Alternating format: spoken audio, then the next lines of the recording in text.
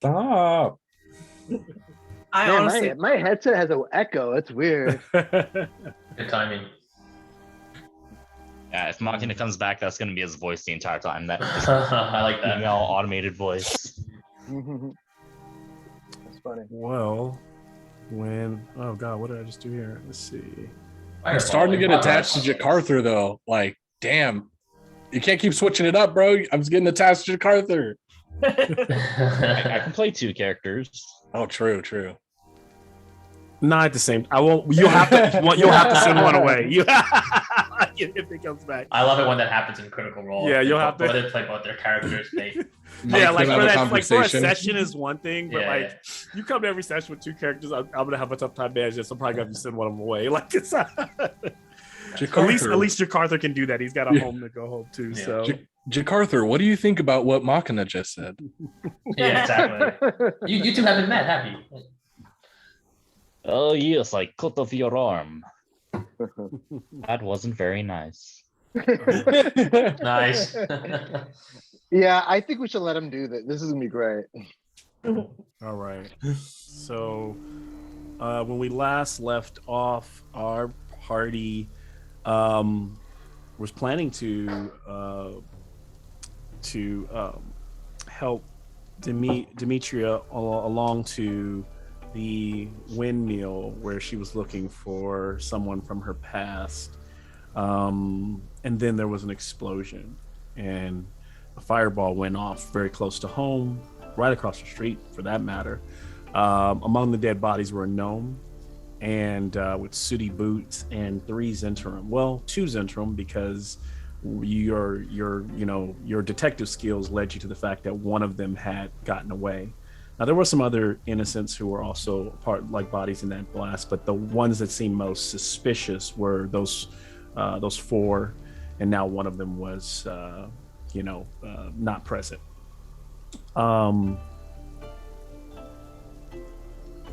You track this figure's whereabouts for Elric is a very familiar home.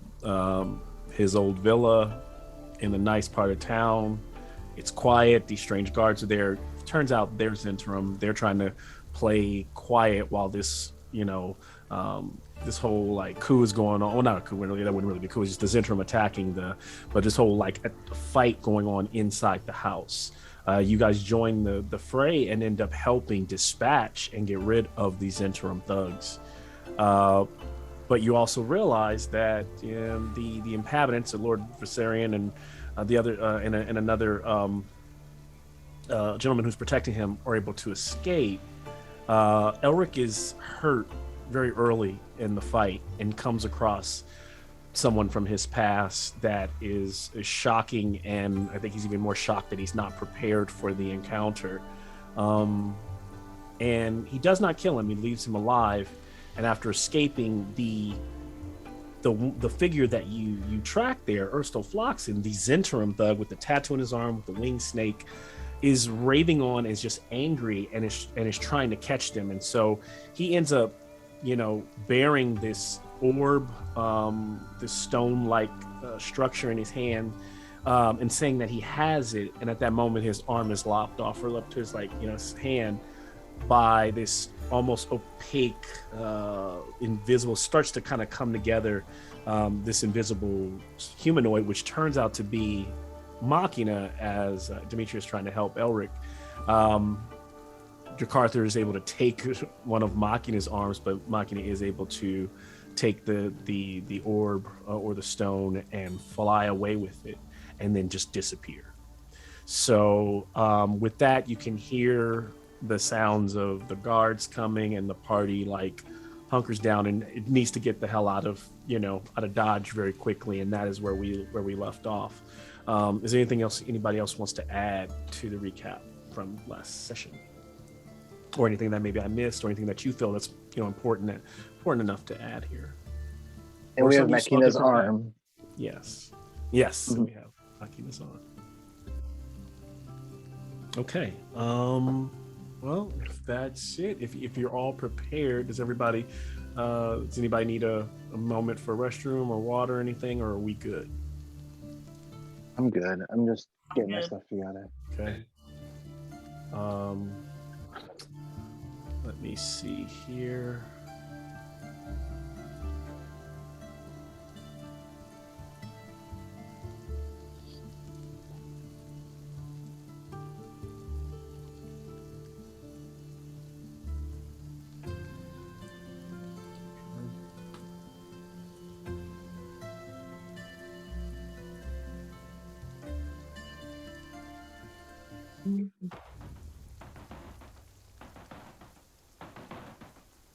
So everything moves slowly in this moment as we go back in time. We see Urstel Floxen before the burns on his face, before the amputated hand. He's walking down the street on a nice morning along with two of those Zentrum thugs. They're following behind their mark, the little gnome with the dirty boots, making perfect tracks for them. The Zents begin to pick up their speed. And then there is a small pop on the ground, like a marble, a little crack. And then suddenly, a flash of light. Everything goes dark momentarily. And then slowly through the silence, the sounds of muffled screams begin to become apparent. The smell of burning flesh hits Urstel, his own flesh. As he comes to staggering, he's still alive and aware. He looks to the roof above, two yellow spherical eyes glowing before disappearing. His mind's playing tricks on him. What the fuck was that? No time. He must get the stone, the orb. He rifles through the gnome's pocket. He hears someone, "You all right, buddy? I think you just got fireballed." And he ignores the idiots that are coming around, and with no time, he runs through an alley. He knows who did this. That sneaky Lord Veracian. That son of a bitch tried to kill him and to get out of their deal. Funny thing is, Urstel was already going to kill Lord Veracian that day. As a matter of fact, his assassins were already at his house hitting it now. All he could think of is if he could get there fast enough to do Lord Veracian and himself. He didn't know that he was being followed from above. And as he arrived and his decoy guards let him in, they knew the house was well insulated. No one would hear the massacre as long as they got rid of those guards beforehand. Unfortunately, there were more guards this day. Maybe Lord Veracian suspected a possible backlash of his own. Oh, he is gonna get it, thought Urstel. Little did he know that what was to come of the figure that was following him, who he would come to now call the Tin Man. We now catch up moments later, him ranting as his hand leaves his body and the stone with it. Smash cut to a bloodied Urstel tied up in the manor basement, the party looming before him as he's just told you his side of the story. We will then crash to black there and start tonight's tale for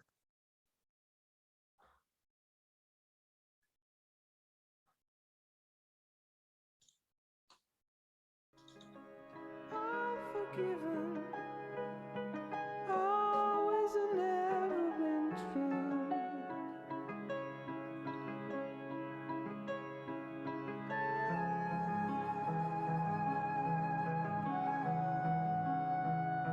When I arrive,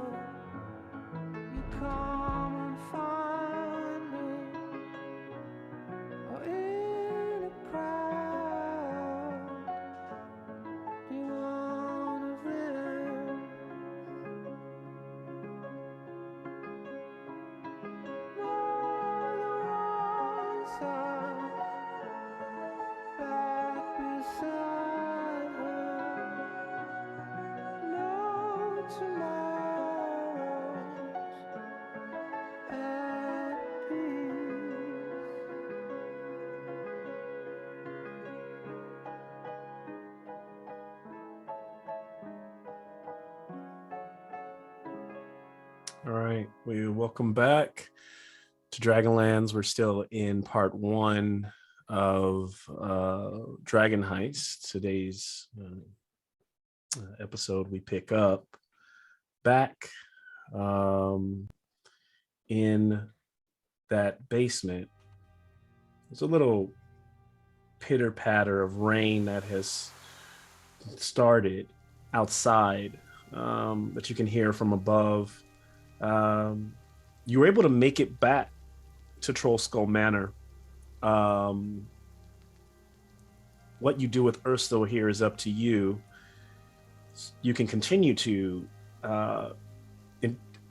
try to, get more information out of him. So far, he's told you his side of what happened earlier that day and what he was up to. I imagine you bagged his head or covered his eyes, so he doesn't know how he got there. He doesn't know which way you took. And as you all turn, I'll turn it all over to you to see what you do next. Elric, is there any other way out of here? Well, now we're at Troll Skull, right? You're at That's Troll what Skull. I'm- Yep. Oh, we're back at on. Troll Skull. You're at Sorry. Troll Skull. All right. Yeah. Wow, So yeah, he right after that was him. That was him telling you. That opening was him telling you his side of what happened that day. After you had probably Yeah. kicked the shit out of him a little bit more. Yeah, I got that part. I didn't catch that. We were back home. Yeah. You're in your basement. We're Can in the I basement. Okay, good. Yeah. can I beckon the group at least out of earshot of? Yeah, I mean, you could guys go upstairs. He's, you could leave him be, and as he's I'll just kind I'll of. stand by and watch over him as you guys talk. Okay. Just quickly before we do anything rash here, I want to say, please don't inquire too far, but I would very much appreciate it if we did not harm this person. It would be best for me if he went. He doesn't need to know where we are or where this house is. But I believe if any harm came to him, harm would befall this house. And that's all I'll say. Do you know how to reattach an arm? Because I do not. Let me clarify, any further harm. Is Elric still in the room with him? Yeah, I think as he's saying that, I want to So, talk to him. so he Ursula raises his head. He goes, "Come on, man. As I told you before, I told you all I know. Lord Varassian played me for a fool, used me to find the gnome Dalakar, but he was secretly in bed with the Xanathars. I should have known, because unlike this interim, the Xanathars pay a lot of favors to the fucking rich nobles around here. Our plan was to get this. Originally, he told me the plan was to get the stone. We would take it to Gritta in Mistshore, in the dock ward. She's a old lady, old treasure hunter and appraiser. She would be able to decipher a fake for sure, and everyone finds her trustworthy. So, if the Tin Man is working with Lord Varassian, then Gritta might be the first place, or at least be the first place I would go. Just remember, youngin', you're kind of looking like, just remember, boy band, he's calling him. You don't got time to lollygag. That stone is moving, and it's going to be gone soon. Is that the whole story? What about 15 years ago? What about 15 years ago? The raid on the house. Was that you? No, I don't know I'll call- about a raid I'm on gonna the pull out house. my dagger and just hold it close to his throat. Listen, I wasn't working with Lord Varassian 15 years ago. Maybe other Zintram were. Can I insight You check wanna- him? You can.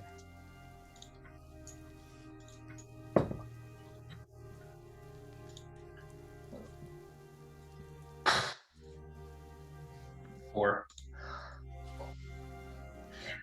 Did you really roll a 4? I did. Damn. Fuck. I wasn't even going to consult my actual stats, but now I have to because I rolled a 4 as well. Oh shit. Um, Yeah, mine's a 4 total because I have a +0. Yeah, so if he's got a 1, Fuck. I don't know. Shit.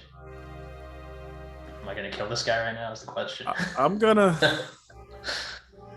meets it, beats it, and play it to your side. It's not a saving throw, but it's a 0. It's a straight roll. He got a 4. You got a 4.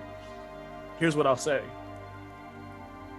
You don't know for sure, but he's his interim.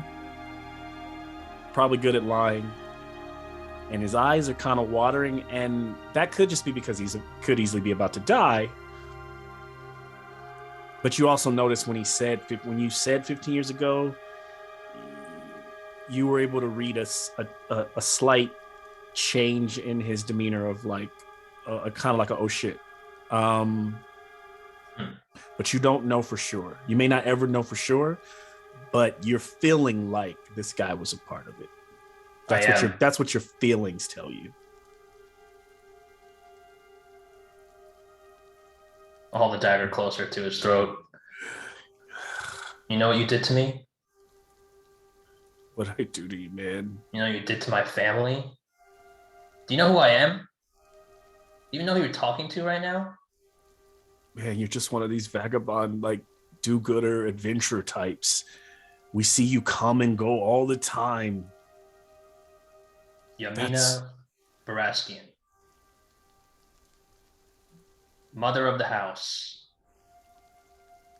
That was you, wasn't it? Oh, it wasn't. I heard about it. It wasn't me.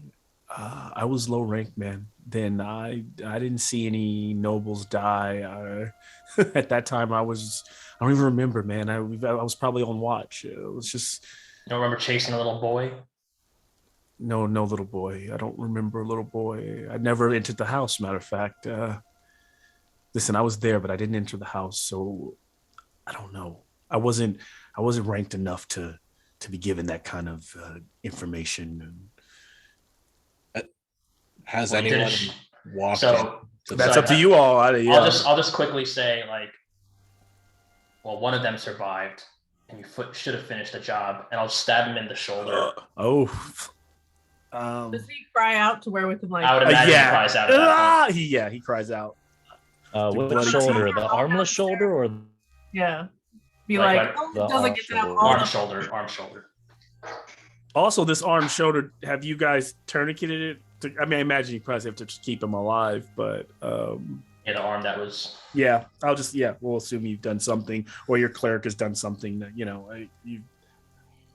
I would just imagine that Amnon would would take care of it, because he can't magically heal it. Yeah, he would. He has no magic. So and Jakarta's like, you're the enemy. Why would I heal you? So I would just tie it up, bandage it up so it stops healing, just so we can get info out of him. So okay, well at this point we're busting in, right? And who? Yeah. So you guys are coming in now. Yeah. I'd like to insight check what he just said, saying that I wasn't there, I wasn't high enough. Were you there? I thought you were. Oh, so were you just guys in the corner of the room? I mean, that was. I thought you were upstairs like, coming down. Me saying like, "Hey, no harm." That was definitely shorter than that conversation. You know what I mean? The way I was imagining it was like, I'm gonna rule it as they just walked in, because I think that Elric. Tell me if I'm wrong, Elric. I think you would have been doing that with your friends out of earshot. Yeah, I was waiting for them to like to really play up the moment with him. Yeah. Because I imagine with them there, you might pull back and be a little bit more reserved. Yes. Am I wrong? That's how I was picturing it, but okay. So I think that Eldricon has just entered the room, and therefore Eldricon, I need a perception check. Can I run and be right behind him and help him out with that? I'll give you the help action, which means Eldricon gets advantage. And that, yeah, that's what I wanted. An 11. You guys be spamming that help action. I'm gonna start. we like each other. House rules.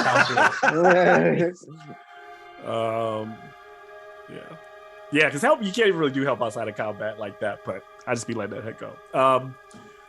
Yeah. So what'd you get? 9/11. 11. Seldricon, you all you heard was I was too low ranking for that. Like it was like that one part about you just heard like I was standing around, so you don't even really know what context that fits in, and then you see the stab, and you know, and then you see Elric pulling the blade out of his shoulder and him welling in pain, like.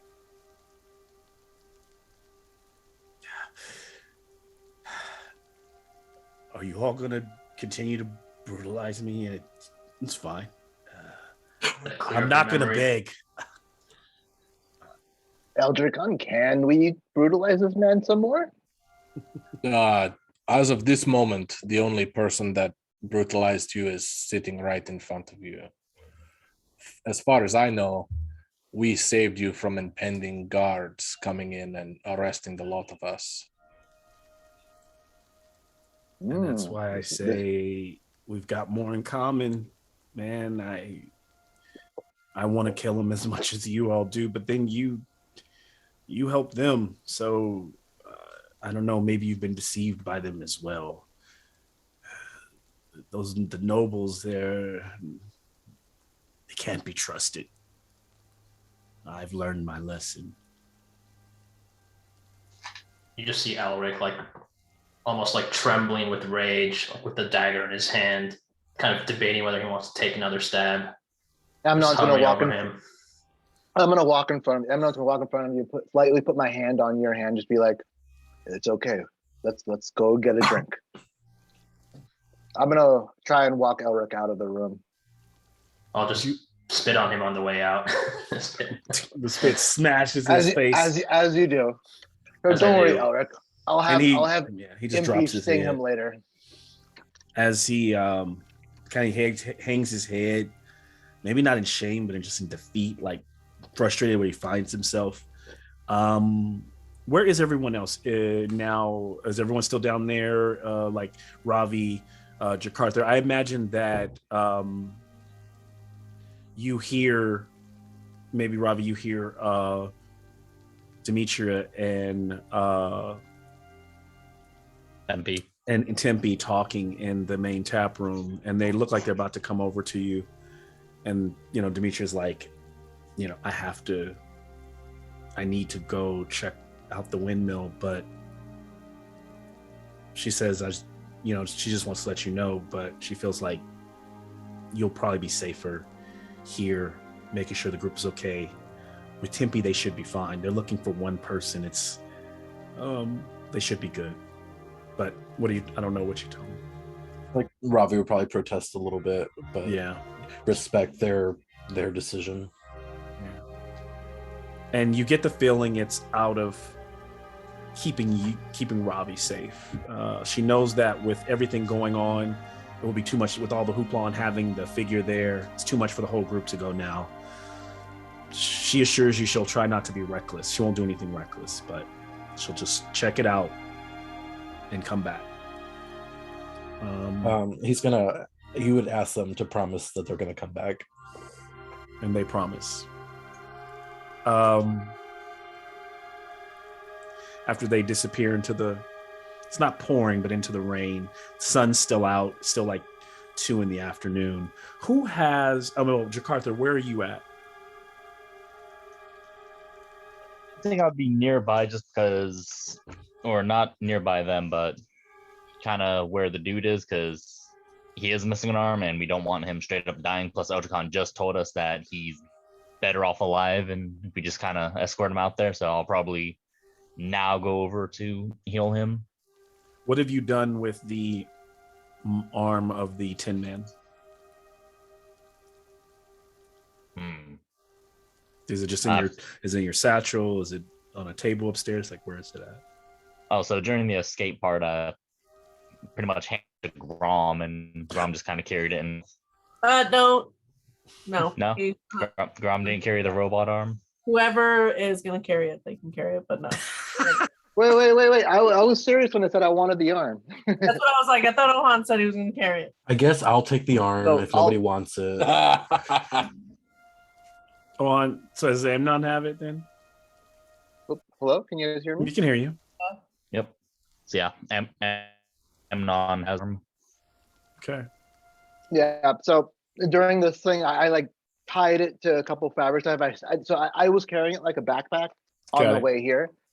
And I think I said I was going to carry the halberd as well. Yeah, that was What only so was I could that? carry the guy, but we're back now. Oh, Yeah. I get you. Okay, so yeah, I just got the arm, and after after Elric stabbed the guy, I would say that I walked him over to the bar, got him a drink, and then him and I are looking at Makina's arm together. You and who?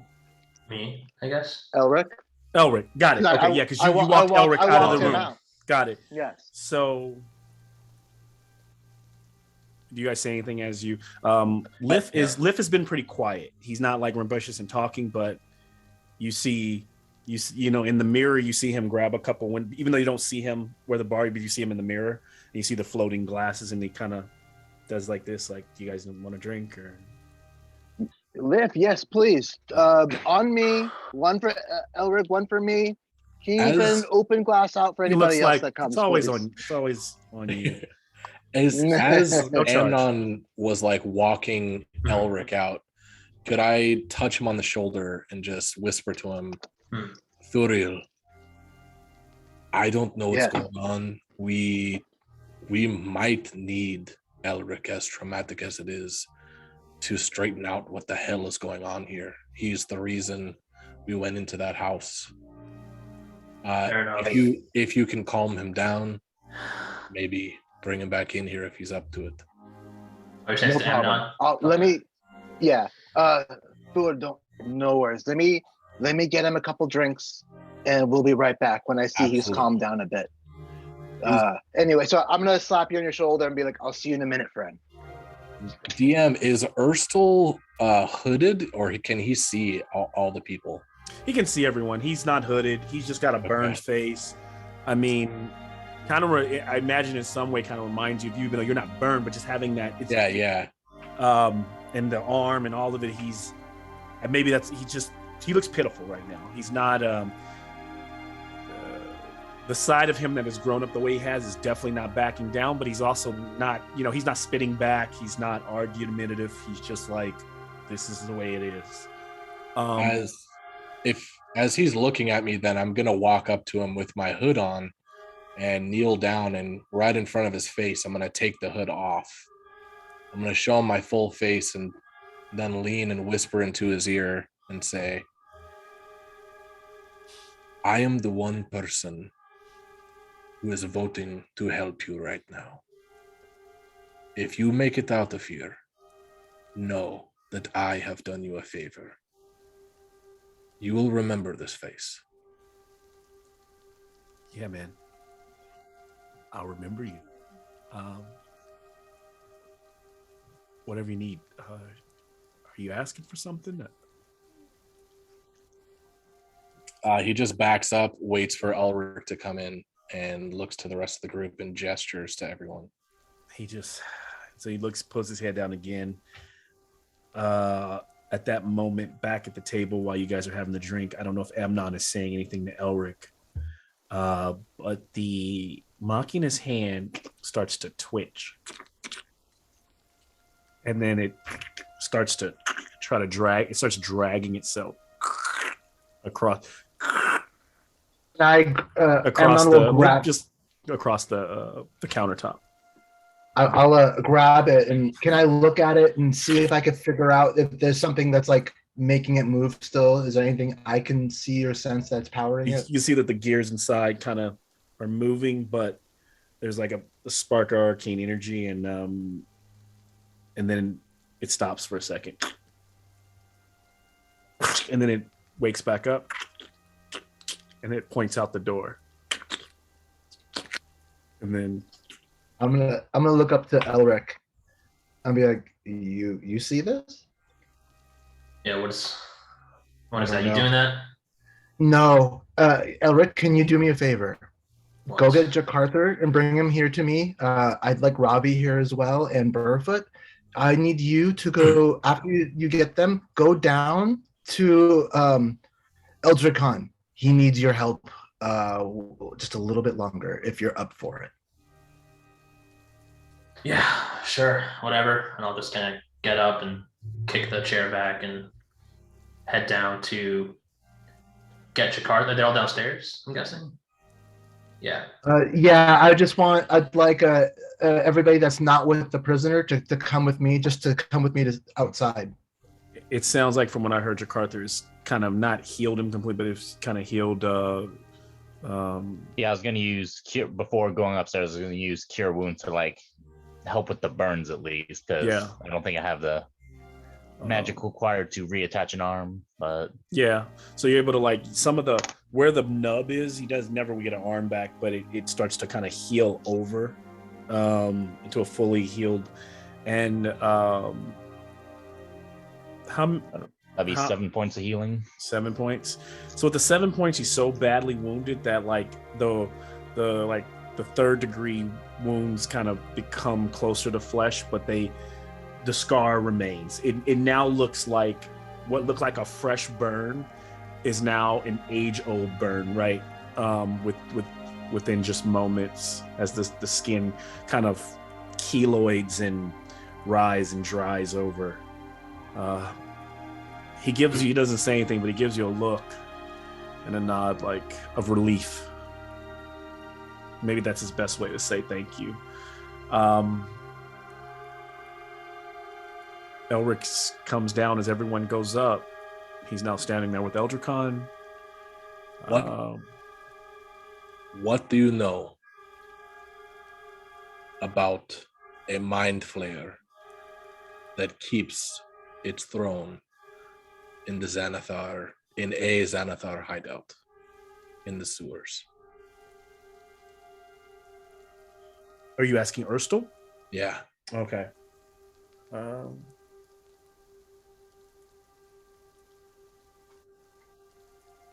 I've heard of. I've never met Nilhur, but that's what they call him. Is it? I am terrified. I don't ever. I hear he's quite fond of Xanathar, but I've never met Xanathar either. Nil, just for metagaming. Yep. Nilhur? Nilhur. Nilhur? Mm-hmm. Will you spell that? Yeah, give me 1 second. It's Nilhoor.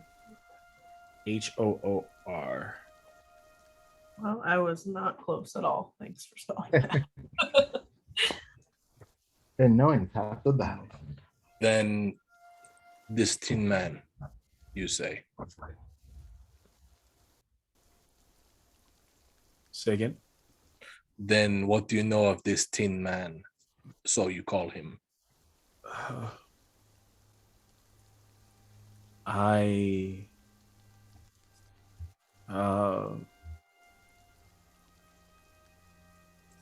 saw the thing when it cut my arm off. I can't help but suspect it was working with Veracian as it was fleeing, and so was he. Can I insight check? Because if he knows the nickname, I think he might be not letting on as much as he actually knows. Okay, can insight. Fuck, a 9. Okay. And he seems to be telling us, you everything so far. Guy's been trying to like spill his guts to try to get out of here alive. He's I don't know, man. I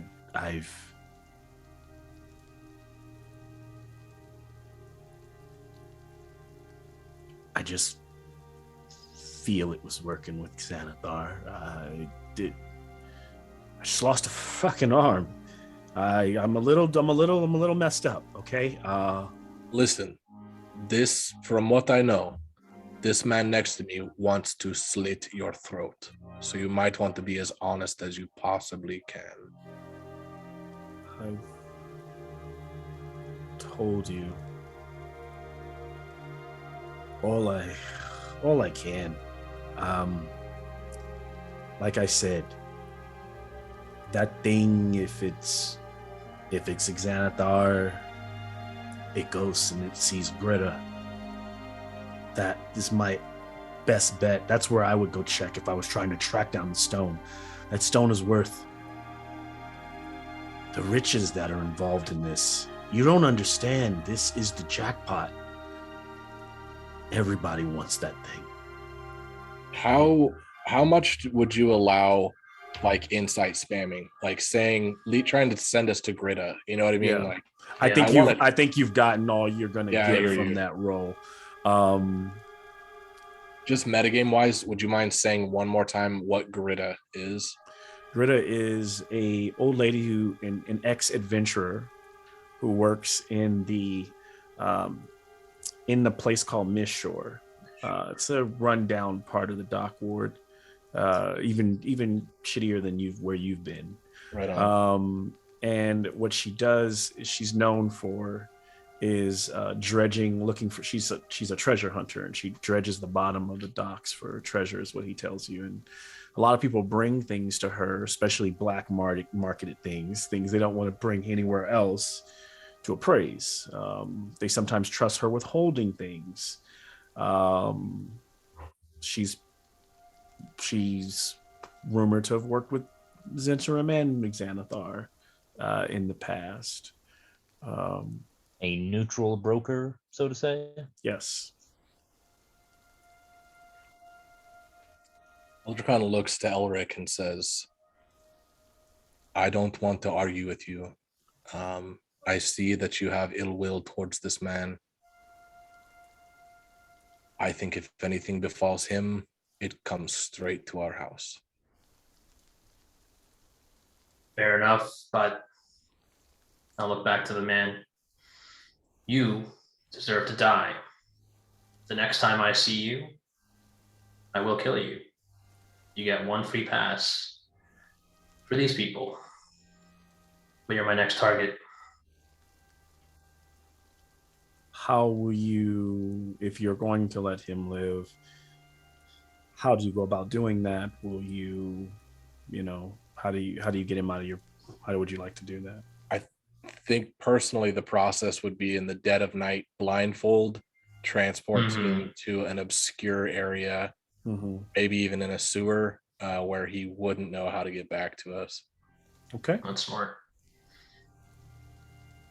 I like it. Is there a moment for the party to come together and maybe talk all of these different things that they are now have heard, or what do you guys want to do next? Or do we want to fast forward to that nighttime moment where you guys are doing that? That's up to you all. Because right now it's still afternoon. Sorry. The only thing I add is Burfoot to Elric. Dead serious, like stone cold. Look him in the eyes and say, we can definitely kill this guy if you need to. Thanks. Let's find the right moment and do it. I don't want to bring any ill will to this house, but if we get a chance on the streets, I want it. All right. Blue agrees, by the way. You probably just Nice. Amnon is gonna psionically transmit out to all of you that McKenna's arm is moving and pointing to the door. How heavy is the arm again, by the way? I should do that, Jakarta. Pretty heavy. I mean, right? I would assume so. Yeah, I don't know what a human arm weighs roughly, but it's metal, so it probably weighs a little bit more than that. Okay. I'm gonna estimate maybe 5 or 6 pounds. Oh, okay. I was just making sure it wasn't like an encumbrance type item. No, unless you're carrying a whole lot of stuff. Yeah, no. Well, probably Burfoot. I'm not. Yeah.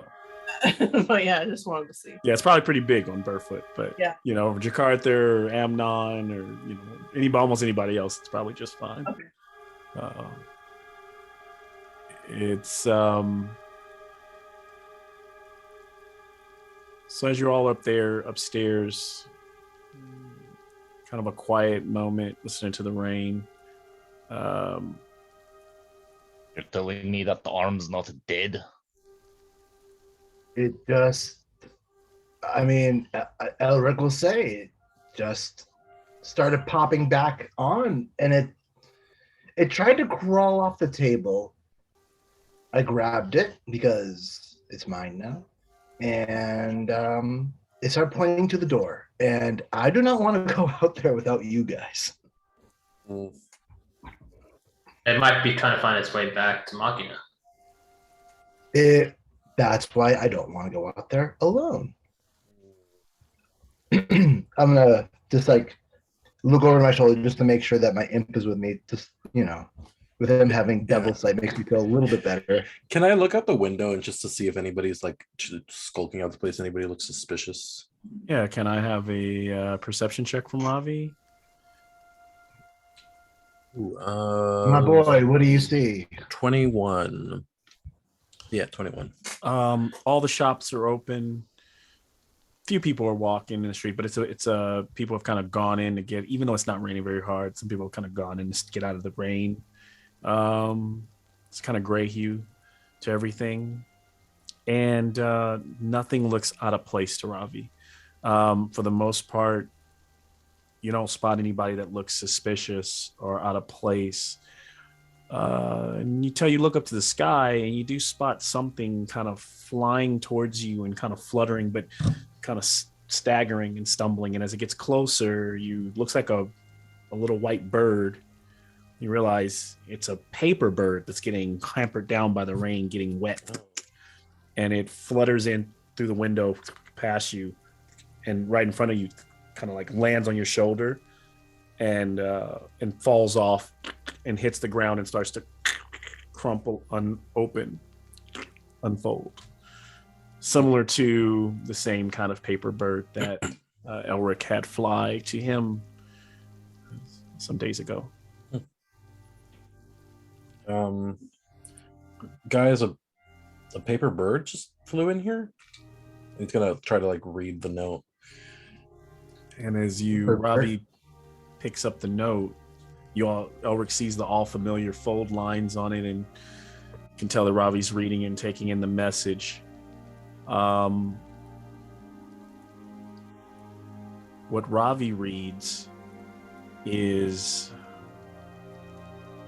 a message that says, "When the lords of Waterdeep ousted my father, I thought his long, dark shadow was finally gone for good.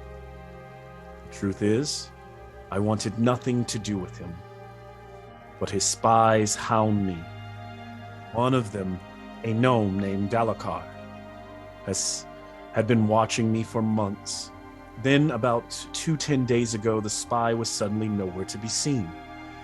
My father didn't trust many people, but he trusted that gnome. I spoke to a few of Dalakar's friends.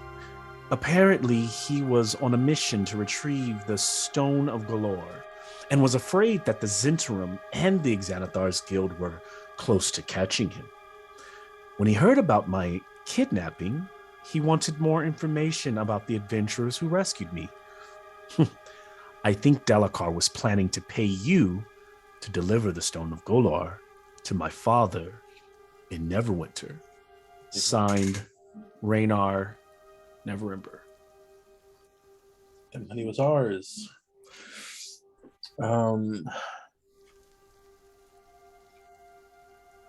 I hand it over to Elric, considering Elric's probably the closest one to the Harpers. What do we do?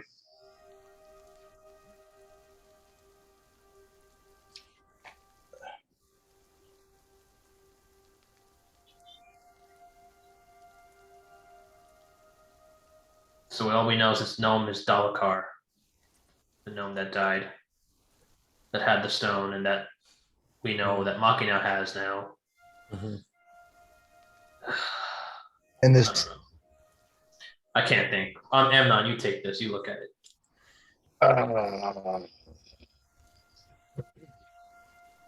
Well, let's see. Eldricon, what do you take from this? Are we leaving this dangerous man downstairs by himself? He's tied up, but I mean, yeah, I mean, he's got one arm, so unless he's a hell of a pick, I mean, hell of an escape artist. Okay, I'll leave him then, and I'll ask like anyone who knows or is pretty good at searching a body might want to remove any weapons he has on him, but I'll take a look. He'll look at the note. So, okay. The biggest thing for me here, and he looks into Elric's eyes and says, I have no idea what's going on. We follow you to this villa. Yeah. You get into an altercation. We take this man back, who is obviously, judging by his tattoos, a ranking member of the Zentarim. You stab him in the shoulder, and now we have a note about the Stone of Galore. What connects this to you? Why should we care about this stone? I don't know. The only thing I care about is seeing my uncle and my master again and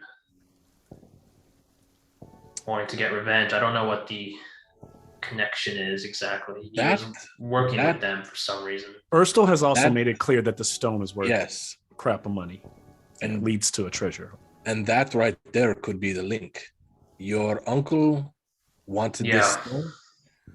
If you follow this stone, maybe you find your uncle. Gentlemen, what does the stone That's a do good point. besides worth a lot of money? It leads to riches, apparently, right? Does it? But why would a mind flayer need this stone? What can a mind flayer do with this stone? DM, so would Ursel have explained all this to us, or should we be rolling maybe like history or something? No. See, here's the thing. I think you guys have gotten very comfortable with thinking that you need to roll for things. And that's the way you are thinking about the checks before you think about what what your character's actually doing sometimes. So I was like, don't worry about that. No. I think that's the simple question. Like, are we getting anything from Urstel, or would any of us know anything? I think what Urstel's told you, the stone, for what Urstel knows, the stone was worth he doesn't know the exact amount, but Urstel has even said it's supposedly this crazy amount of a treasure hoard of all time is hidden somewhere in Waterdeep. And that's what he learned from Lord Varassian, and that Lord Varassian needed the Zentrim's help, because Lord Varassian, I think a lot of your questions, I don't want to lead, but they depend on Elric answering a lot more questions about his backstory. Absolutely. But sure, I think what Ursula was able to tell you, what you're able to infer, Lord Varassian has used and worked with the Zentrum for some time. And he's clearly using them now for this new move to try to find the stone that would provide maybe riches, or maybe he would use the stone to barter or to, I don't know, put him in higher standing. I doubt he talked to Urstel about his plans, other than he told Urstel, we'll split it 50-50, right? We'll go in on this together. And Urstel had the stone in his hand, right? Yes. Yeah. He had it. So My your uncle. uncle obviously, yes, wants this stone. Always on the move. Always wanting more. Of course he wanted this. And of course he's going to use these thugs. It's what he does. Makes sense. I know where I saw it. Suddenly you hear downstairs, I know where I saw the Tin Man. Well, I'm running downstairs. What the hell's he yabbering about? Let's go. And he goes, I knew it. I wasn't lying. He goes, at one of the last meetings with my Zentrum, Lord Verasian and his pet, master something, whatever he calls himself, they were acting strange. Something was afoot. He had relieved himself momentarily, I believe, to get a drink, to his study. And I swear, you see, the reason I know he betrayed me is because I saw under his lapel the necklace he wore. Lord Verasian wore a necklace of red pearls. I know what those do. And then when he went into that room, it just came back to me. A suit of armor was standing in the corner. At least that's what I thought it was. In the study, I saw it as the door closed. Those eyes, they weren't even glowing, but those kind of circular, almost speck-like eyes, they were in the room. That's where I've seen. That's where I've seen the Tin Man. I'll turn to Eldrick or Amnon and Machina and Eldricon. Yeah, Machina. Can I hold out? Can I hold out that fireball bead that we snagged? Yeah, that's what I was. Good call. Yeah. Nice. This bead. Be careful with that, please. You'll kill us. Look closely. That bead. That's it. I don't need to look any closer. That's definitely it. He was wearing those. Fuck. I want to say inside check, but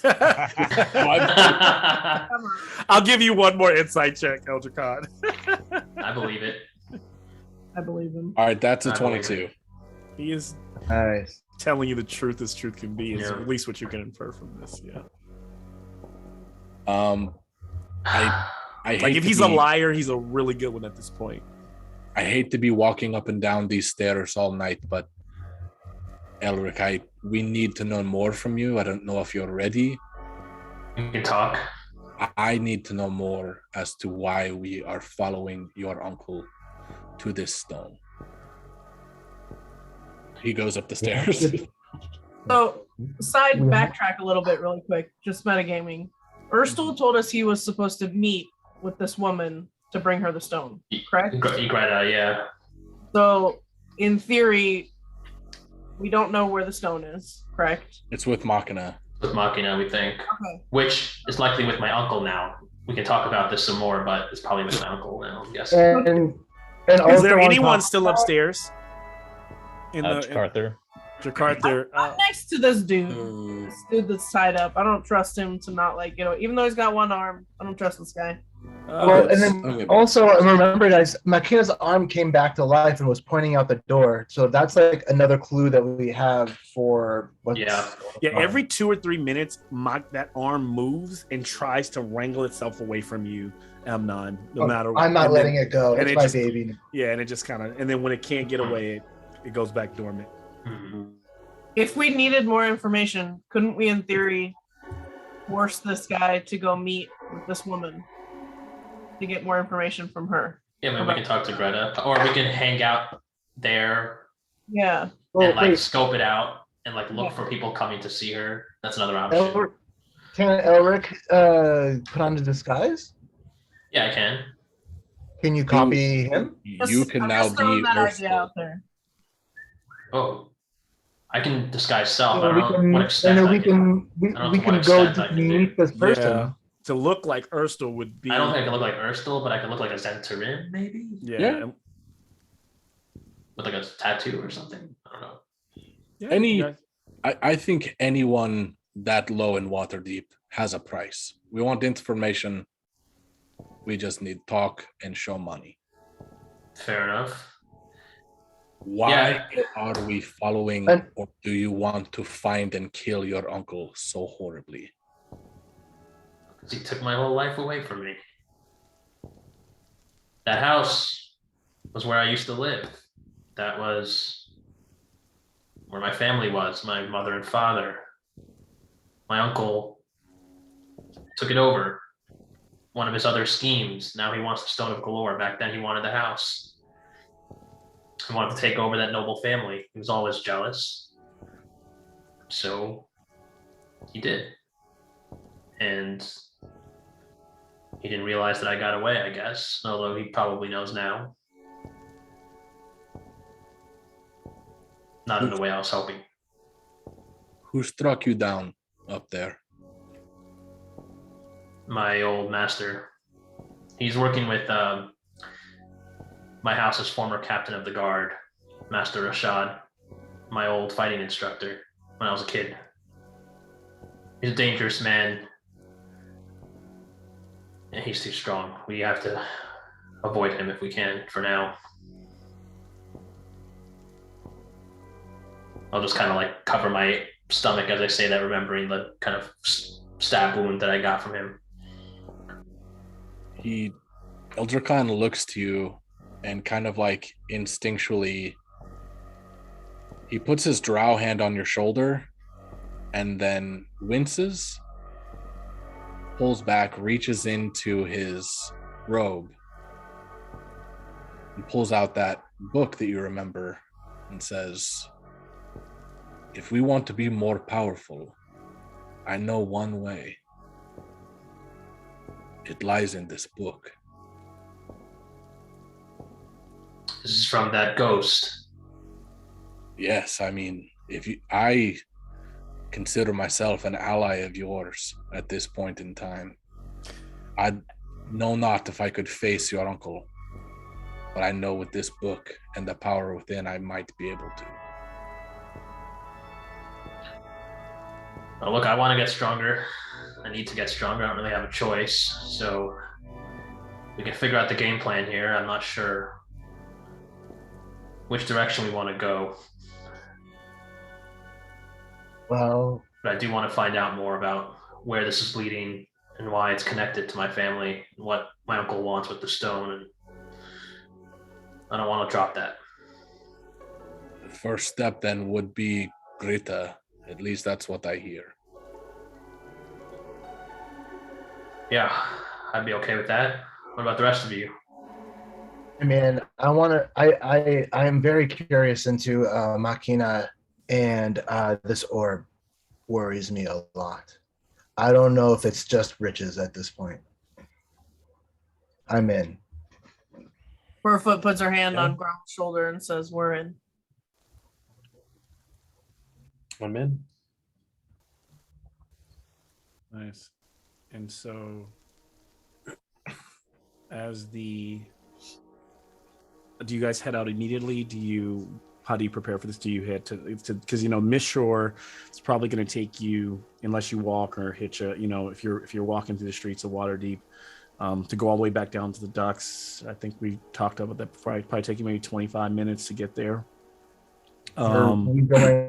Are we just going to leave him down there while we go out? Do you want to try to let's figure figure that that out? Well, yeah. Well, Eldra Khan's idea, right? Yeah, I don't think we should do any of this in broad daylight. Yeah. Yes. Yeah. So what time did he say he was supposed to meet her? Is there a specific time he was supposed to meet her?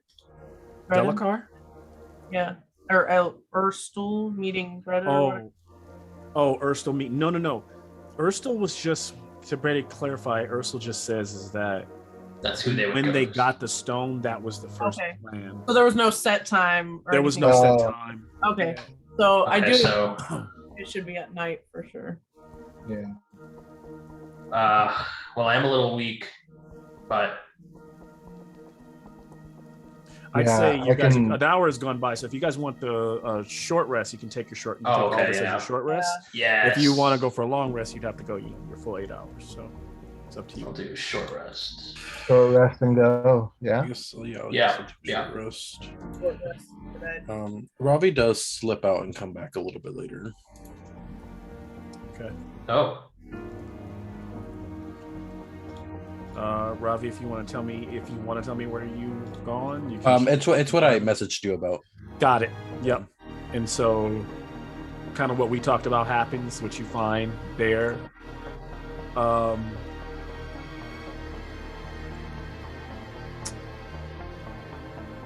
So night falls. It's autumn, so it's around 6:30. It's almost dark.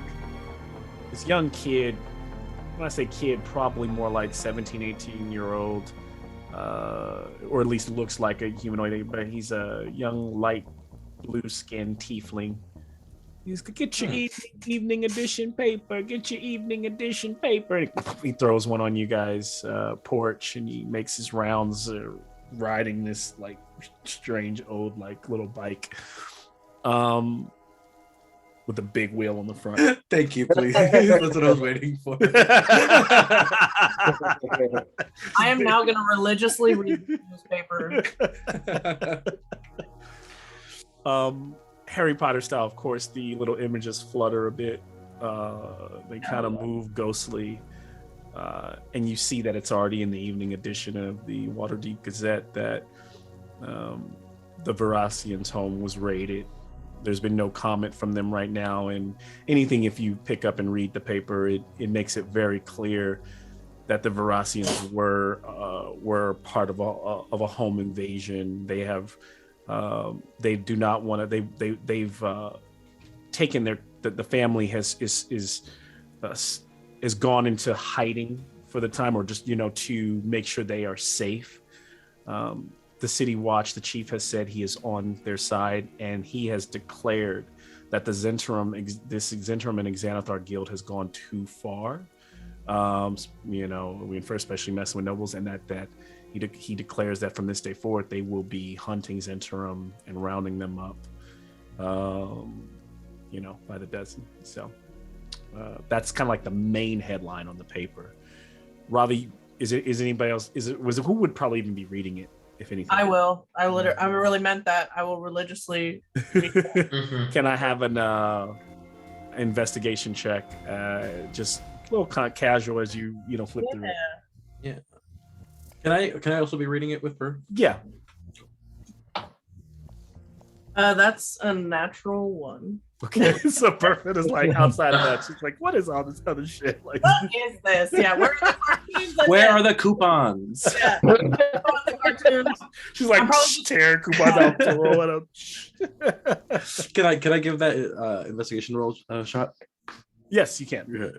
I'm handing him all the stuff. 16. So there's always something that kind of catches your eye. Is another story. And that story is about the Castellanters, and that they're going to be having this big ball coming up very soon.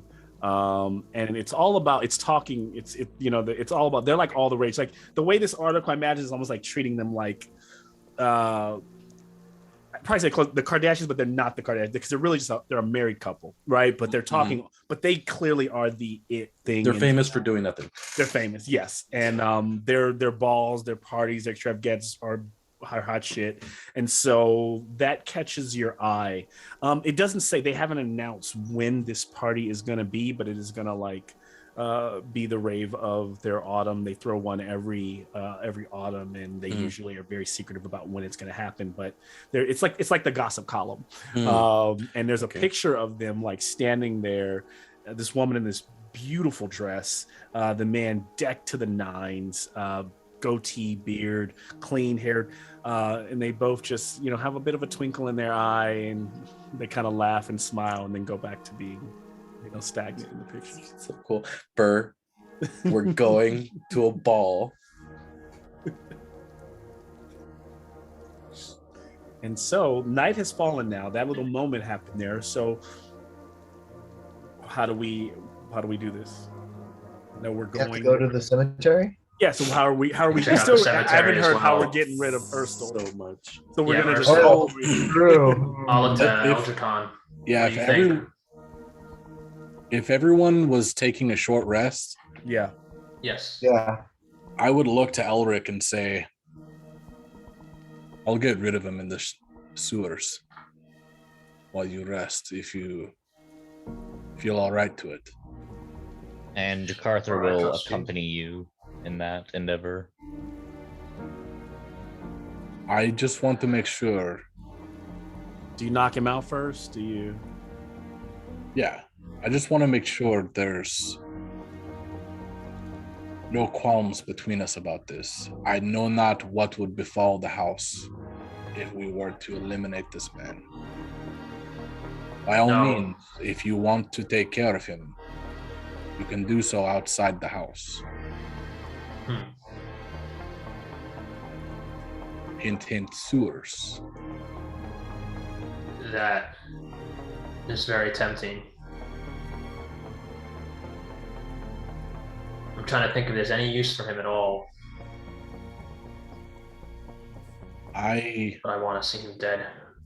I, for one, know that it is always good to have a high-ranking member in your back pocket, at least owing you a favor. Well, if this was my master Rashad, I don't think I'd have any sense of reason at all, but I'm not Also- exactly sure how he was involved, so Also remember, I know that I don't mean to jump in here, Yeah, but yeah. I think I read somewhere, and this is metagame here, but it will help you all because in game you would know this. Hmm. I think somebody mentioned that Urstel would have lived at the Veresian Manor. No. Urstel is not a noble, and nowhere far. He's very far from it. He is a low-level or mid-level Zenturn thug yes. that the Verasians have used. Yes. And have invited him into their quarters multiple times. Yes. Just so that we make that, I just want to make that very clear because it will be apparent by his wear and all of that. Yeah. Is there any way to secure him in our house to where we know for sure he wouldn't be able to get out? I mean, he's only got one fucking arm, but I mean, there's never say never. There's always a possibility he can escape, but it's you can tell me how you secure him so that it is next to no, that's up to you how you do it. Take the other arm. Yeah. Right now, he has shown no signs of trying to escape, and he's just waiting for what comes. I'll say to Elder Khan, yeah, I think you speak wisely. Thanks for keeping your head on straight while I feel like I'm losing mine. But yeah, let's sneak him out the sewers, and I just don't want to see him right now. Absolutely. Let's knock him out and get him out of here. He gets knocked out. Guys start to grab the body, moving him out the back door, kind of flashing forward, moving the sewer grate.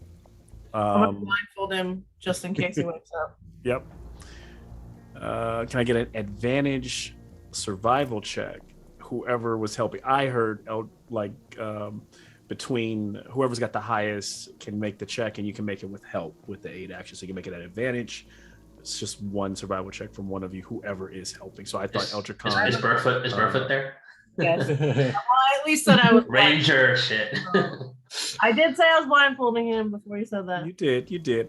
I didn't know if you were going on the mission, but Oh, okay. I told Elric I'm gonna murder this guy with it.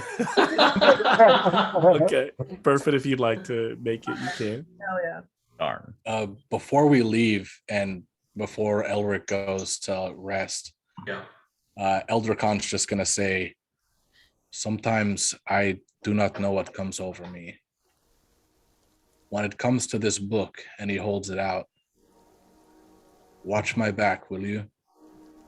Well, you seem really keen on this. You brought this up many times, so if you want to check this out, I'll check it out with you. So there's a stickler moment in there, but I feel inclined to ride with you. I'm trying to figure out, but the old lady didn't give Eldrick Khan the book. She said, call me. She said the book would be given. This was the book with her husband. You referring to the book with her husband, Eldrick Khan, or are you referring to a different book?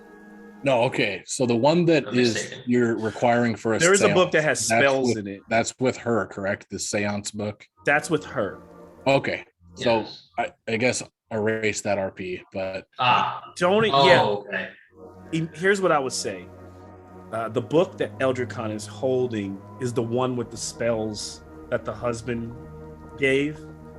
It's one of the books, right? It's the book that, because you guys did get a bunch of spells from the old lady for helping her. Yeah, there's another book. There's another book. So Yeah. Eldrick Khan is pretty much okay. using. He's waving this book, but he's also saying Referring there's to the other. other. He's referring to the other book. We That can retcon second that. part of the tome, yeah, to try to make it work. There's that second book that could give that great power. Yeah. Oh, Well, we I can- got we a can 23 definitely check for that out. survival. So you don't have to say like none of that happened. You could just kind of like treat it as there's two of them, but that second book is the one that he's really referring to. and what I guess he's portraying, or at least saying to Elric, is like, I have found the smallest semblance of friendship here. And sometimes my mind is not my own. When it comes to that book in particular, I tend to lose myself. I'll just Please put have my my back. hand on your shoulder and say, "You and me both, buddy. We'll have to keep each other in check." Thank you. And he heads off. I did the 23 for that survival. And Okay. are you guys having that conversation right next to me because we're dragging this guy into the sewer? Right before leaving. Okay, well, because I want to be like, yeah, I thought we were doing a seance. So We're doing whole spirit shit. What happened to that? Burfoot, you always want to do 5 things at the same time. now, if you do the seance, it is under night. You could go back to the house, do the seance, and not go to Gritta's. This is completely still on the table. I'll just for the time's sake, I'll say that you drop the body. You've got him completely knocked out. You got him blindfolded. You got him gagged. He's tied up. I don't know if you leave him any way out. He could die this way. I don't know if you like cut his ties and leave him laying there. I'll turn it over to Burfoot to say, like, how do you guys leave this guy before you head back? I'm gonna just start walking away with him bound up. So I cut his bonds with a dagger. He doesn't move because he's out, right? He's just I cut his bonds, and you can tell he's still breathing very slightly. Just remember, someone can drown in only an inch of water. true. Shit. That Eldricon's like sitting him up, right? I thought I was gonna be the murder hobo here. Yeah, that's what I thought. Eldricon is the voice of reason. I found out very early who that was with Burfoot. Yeah. Oh yeah. I'd like to be sorry, but Burfoot's not sorry. So I feel Look like at those eyes; they're like soulless on her. she's Yeah, she's just focused on. She's just looking at So cool. the That guard guard. she wants to kill. that guard, yeah. She's just focused on the guard. The word I used because he asked like, what kind of like demeanor does she have? I'm like, fierce. So that's Yeah, definitely fierce. Yeah. Yeah.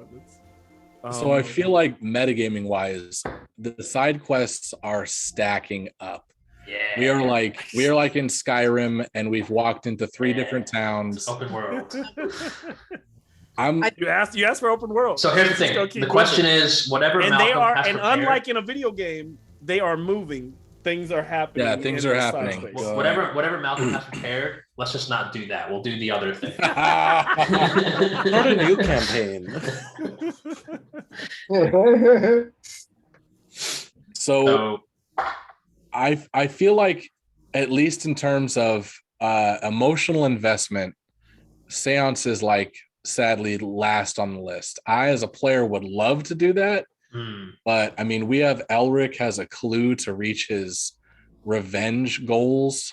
I mean, it's just a clue, and we can still do the cemetery too if we want to do on the yeah, way. absolutely. Okay. But I miss my Eldricon wants rapier. to like take dibs on that seance. Like, all right, you guys said you were gonna do it. I want to Okay. do the cemetery because we definitely need money, and Ravi and I are supposed to go shopping. So cemetery, please. I'm literally already in debt, but you guys don't know that. Yeah, you guys But are that- Are definitely you in not debt getting. already? You guys are those adventures that definitely not getting paid right now. Yeah, I Like, don't know, nobody- but like- I'm in But I- debt. like the Harper's not idea- paying us enough. Right. I like the idea of the cemetery and the seance because both of those gain us like money to like invest here, and the seance gives like crazy power. We could potentially do the Greta the following day if we want. I don't know. Up to you guys. But But exactly like he's saying, like it's hardcore. You're back. I'm gonna stay out of it and vote majority. So I'm really. I'm sorry. What time is it? How much can we It's maximize? only like 6:30 in the evening, so you could hit the dock and then hit the cemetery, or you could try to do you could even do a seance and then still go see Greta. But I will So say there is the way Erstil says it. Yeah. That I'm wondering stone's if on that- the Who knows move. if Yeah, Erstil's, the stone's on the move. The Erstil's stone's right on the though, move. right? But if the stone is on the move, it's definitely on the move. Right? Yeah. So that's, I feel like we that's should- true. We should go. Yeah. Greta. Should we let Reynard know what happened with it? Can anyone send a message? I can't. Can I try to refold? Can I get a piece of paper and try to fold it in the same manner that it was? I Are you don't know. gonna write on? Are you gonna write on it Yeah, first? I'm gonna. Yes. Okay. Robbie, you know how to send one of these things? I don't know, but I mean, it can't be that hard, right? But I hand the paper and pen to Elric. I don't know what we want to say. What do you guys want to say? Here's what I'll ask. Whatever you write, you got to put it in the chat so it's in writing what you Okay, say. no. fair. It's bringing me flashbacks of like Storm King's Thunder, like first session. We had to like write it into the chat for like messaging the giants. Remember that? Yes, Yeah. it's the same. Yeah. So definitely, I think we should do this Stone Greta thing first. And hit the cemetery on the way back. Yeah, And why not cemetery and seance? Sounds like a perfect like. we'll do all three. You are hilarious. All right, sounds good. Oh, And then what I'll God. do is we'll take a quick 5-minute break here so I can set up, and then you can also during that break figure out what you want to write on this piece of paper and send back. Sound like a plan? Sounds good. All right, we're gonna do the opposite of what you set up. Okay. Once we get back, I'll be so angry. You're gonna be like, actually, we're not going to the cemetery anymore. 5 minutes. We're not. We're gonna go to As a Baldur's Gate, cleric, I actually. really want to kill a bunch of skeletons. We're actually just like I said. We're switching to Descent into Avernus. Yeah, we're going back to the old lady's house, but we're not going to do the seance. We're just Oh going to my go God. into the fireplace and go to Avernus. Yeah. Where are we going? Fuck it, we're just gonna summon Tiamat Are we going- ourselves. So is it Greta's or is it the cemetery? Where are we going first? Actually, I'm going to go to Bar Louie real quick. They want to do both. I know both is fine, but which one do you hit first? I think cemetery first, or no? I mean, Oh shit! Is Greta the cemetery and then first? No, Greta, because it's on the stones on the If- move. I feel if like we we go Which one is closer? If we go to Cemetery Greta might be first- first, but you need to spend time. You guys have just been walking through the cemetery. It's kind of Yeah. not good enough. You There. need to spend Yeah, time. spend I time. feel like we should figure out the Greta stuff because it's Yeah. on the, move. The stone's on the move while we have time. Yes. For the cemetery. I think we should do that first, and And then cemetery at night. yes, and then invest a lot of time at the cemetery, like all night if we have to. I'm gonna go to the Yeah. witch. So texting. All right. Should Okay. we let the Harpers know about the stone stuff, or I don't know? That's up to you. You got the connect. I mean, if we're telling Reynard, I mean, I feel like he's. He is a Harper, right? Yeah. I forget now. Yeah. Okay, so they'll probably know. Cool. All right, awesome. Break. 5 Go minutes. break. Break. Oh, So what are we saying? holy shit, this game is scattered as fuck. Literally every session we add a new thing that we're gonna have to do, and then we don't do anything. Add it to the stack. Exactly. And we still have to like decorate the house. That's another thing on the list. Oh, we could say that to when we actually have money.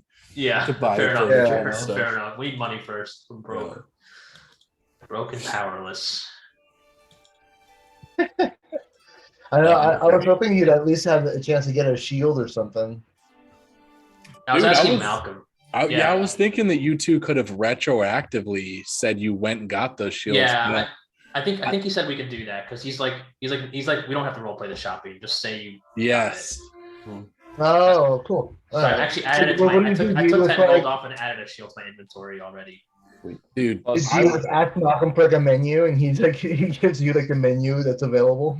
He just said Dude. whatever's in the book, just like pay it. I desperately want a Bloodwell vial. Ooh. What's that? That's where, as a sorcerer, whenever you use hit die to Oh, that was regain, the hit, game. you get 5 sorcery 5 points. sorcery points. Yeah, Oh, that was shit. in Critical Role the last Oh. episode. Fucking Oh, that's sick. overpowered. That's and you get +1. You also get +1, I think, right? Oh, do you get +1 to your spell bonus? I think you get +1 to your spell bonus. That's too. insane. It's really powerful. yeah, we saw that in I think it was the last episode. Yeah, last episode. Is that a consumable though? No, once it's- once I per think- day. Once per day. Yeah, I think it's an Fuck? attunable item. It's Yeah. it's really powerful. It was 350 gold, I think, is how much. Oh Yeah. fuck! I will never have that much gold. we will. Once we raid Tiamat. Yeah, but that's what. As soon as like Matt Mercer described it, Travis was like, "Oh, that's a this." Blood vial. Cool. He knew. I'm not a nerd. Travis, it's okay. You're normal to us. I don't know You what guys you're talking met Travis at 20 years old, you'd be like, "What was hiding within this guy?" Would have never known. Secret nerd, yeah. Nerd. I only found out once we got together. It was like, what? Final Fantasy? Dude, she laughed at me hard when I was like, yeah, this is I didn't laugh Dragonlance. at you. I just was surprised all those things were hiding within Stud Travis, who never kept like one girlfriend, had multiple girlfriends. Like, Brittany, this is being recorded right now. whoopsie doopsie. Well, oh well. Now the world knows.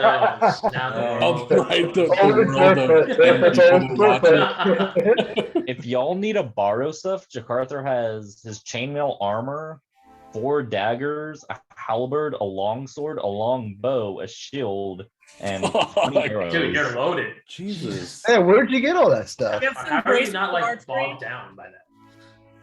I need I have some a 16 leather and strength. bracers of archery. That's impressive. When you were creating your character, did you choose gold instead of starting equipment? No, I chose starting equipment. It's just I started out as a fighter, Oh, yes. and you get chainmail. You can either choose 1 martial weapon and a shield, or 2 martial weapons. So I chose a martial Yes. weapon as a halberd and a shield, and then it's like you can have 2 hand axes. I was like, well, I'm never gonna use a hand axe, so I saw what those were worth. So I got the longsword. And Dude. then I love that combo that you've been using. Is it guided strike mixed with great weapon master? yes, it is. Dude, that is so good. Thankfully, that recharges on a short rest. Oh shit, we forgot about our note. Yeah, that's because I'm a variant human. Get that great weapon master at level Yeah, 1. yep. Um,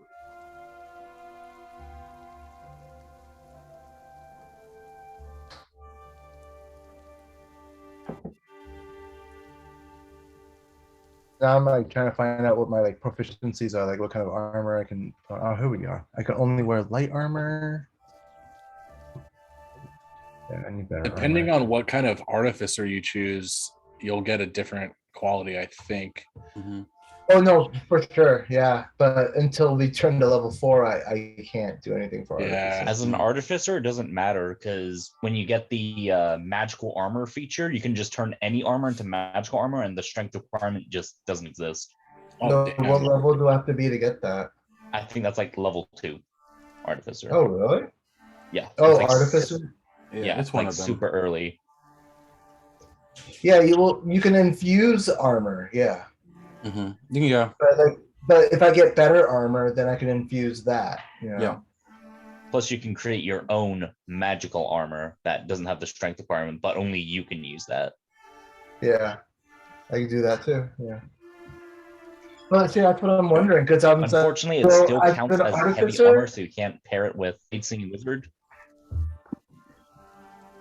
I'm just trying to like figure. So I'm definitely gonna start going into artifice. I told Malcolm he's cool with it and this and that. Yeah, one of the infusions. What are the infusions? Is that what you said? Also, one of the infusions is like other item and then common magical items. So like you can do 2 different types of plate armor, and pretty much 2 types for every armor: the smoldering type and the cast off type. So you can just create plate armor at like level 2. I can just create out of nothing, or do I actually have to have plate armor like with me and then imbue it? That's gonna be the thing. You just create it out of nothing because it says the magical infusions. It's create magic item, and Oh. smoldering plate armor counts as a craftable create plate item. And I'm able to switch that out as I please, I think, too, to like different items. But like, I think only when you level up you can change the infusions. oh, okay. Yeah. I'm just mostly excited for the what was it, the homunculus at level 3. Yeah, but you I'm need gonna- you need a gem for that. oh, really? Yeah. because it's to keep it from getting a little too crazy. Do you know what was that? subclass you were thinking of going for that one? Yeah, a lot. Yeah, so it's between the artillerist and the defender. Defender's fun. For artillerist, artillerist is cool. And then battlesmith with the The battlesmith. That's it. No, I played that one. That one's fun. You get a fun, cool little companion. Yeah. So I'm like wondering like which direction I should go in for the group too, like because like I was like, okay, well we pretty much have a bunch of fighters up front, and we also have a bunch of guys at back too. We definitely don't need any more healers. We I don't do know need more about healers. that. You can always have more healers. Yeah. Jakarta hasn't done much healing. Yeah, that's true. Nothing wrong with double clerics. Yeah, I like my that. first my first idea was to just take the next level in Warlock and get Arcane Reconstruction. Then I can do mending. I can do mending and healing at the same time. And flavor it just as like I'm turning into an artificer, but I don't know. If I wouldn't want to give like, I don't know, man, I wouldn't want to tell you how to play your thing, but if you're trying to go artificer, I'd get into it as soon as you can. Yeah, Jameson was giving me the same advice, and that's my plan. Yeah, I'm just gonna jump right into it because it's like I want to get to that level 3 artificer as soon as I can. I didn't think you needed a gem for that, so I should start like asking Malcolm for one. Yeah. My third backup character for this campaign is a fun one. It's a multi-class barbarian monk. That's just all about lightning. Yeah. Homunculus servant is a crystal or gem worth 100 gold pieces. All right, thank you. Mm-hmm.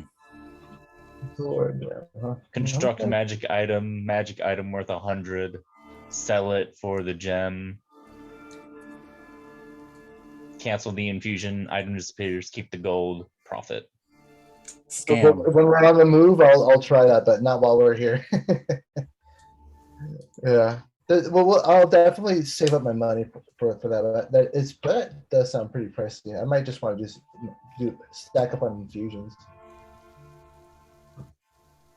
Yeah, actually create full plate armor. That's worth a lot of gold.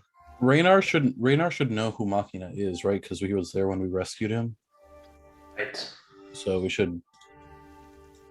Machina was is being controlled? Question mark.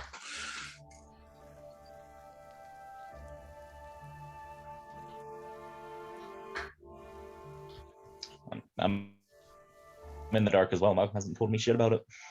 Nope. Machina doesn't write anymore? That's fine. And that's all. Just know that's all purposefully. Like you are being left in the dark on purpose. Same way I left Rakira in the dark for so long. He'd be like, "Hi, what checks do I need to make?" I'm like, "Yeah, make them. You need to make your checks. You're good. But is anything happening? No, you're still all right." That was a mind blow at the end of that campaign, or at the end of that session. It was great. I'm really excited for the next one. I think that's a good note. What do y'all think?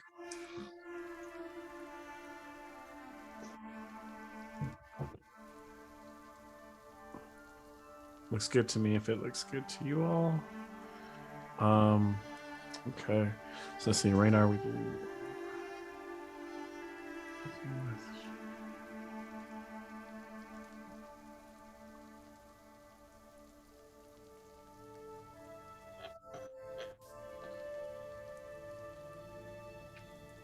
Okay. Is that oh, we doing another one? Yeah, I think that was. Yeah.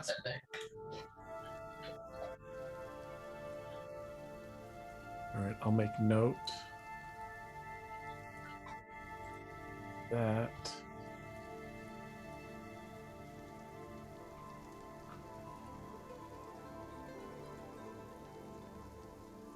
Got too many windows open.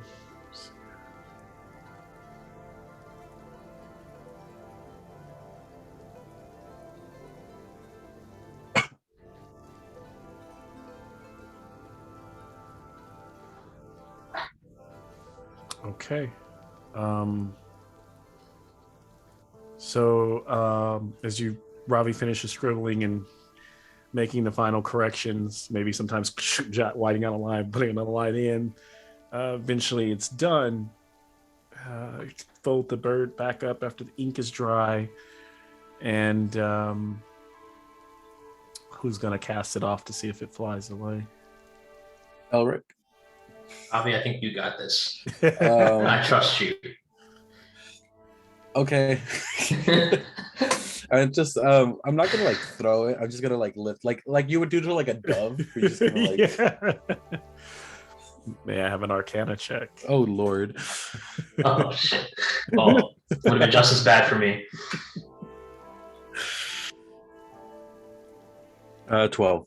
Okay, and so as you kind of Ravi blows on it on the steps, and it kind of flutters, and for a second the rain is there's moments where it's kind of died down to a sprinkle. Streets are still a bit wet and dark, and the lamps are starting to come on, and it flutters, and it looks like it's gonna land on the ground, and then when it gets right before it lands in a puddle, it kind of it flourishes a little sparkle of magic, and it starts to push its way through the air up over, and you kind of see like the moon up, and you can kind of see it like ET style disappear. Thanks, Lene. And now that it is gone, you start to head your way, walking through those gloomy streets that you've been on some nights before. As you make your way down to Mistshore, you eventually find yourself in this rundown dock ward. This neighborhood reeks of the smell of just fish and scorched timber. The buildings all look like a fire kind of tore through them some time ago, and most of them are all just burned out shells of what they were. Many of them with sails for roofs, fishing poles and nets and lines, all that to kind of make them, make these little ramshackle houses.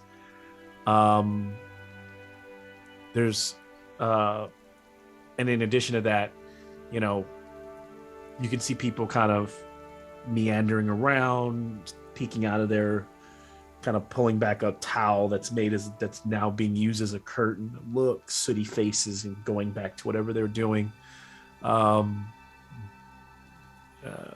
Little trash fires set to keep people as warm as possible, scattered throughout. And then you come upon right off the shore, the earth is really wet. There's no cobblestones to walk on, so you're better worn your good boots. On one side, to your left, is the shore and the docks, the old worn docks. You can see a fisherman that appears to be just in a little small boat coming in, and on your right is a huge ship. And on the front of it, it looks like it has an old wooden kraken-like creature that flourishes. That's just the front of the ship. All the paint of what it was in this majestic day is worn away, and right under it, probably were in like gold lettering at one point, it says the ship was called the Kraken's Folly. And you hear you drunken hoopla going on the ship. The ship is not in the water. It's actually landlocked on the earth. So, it's just dug right in.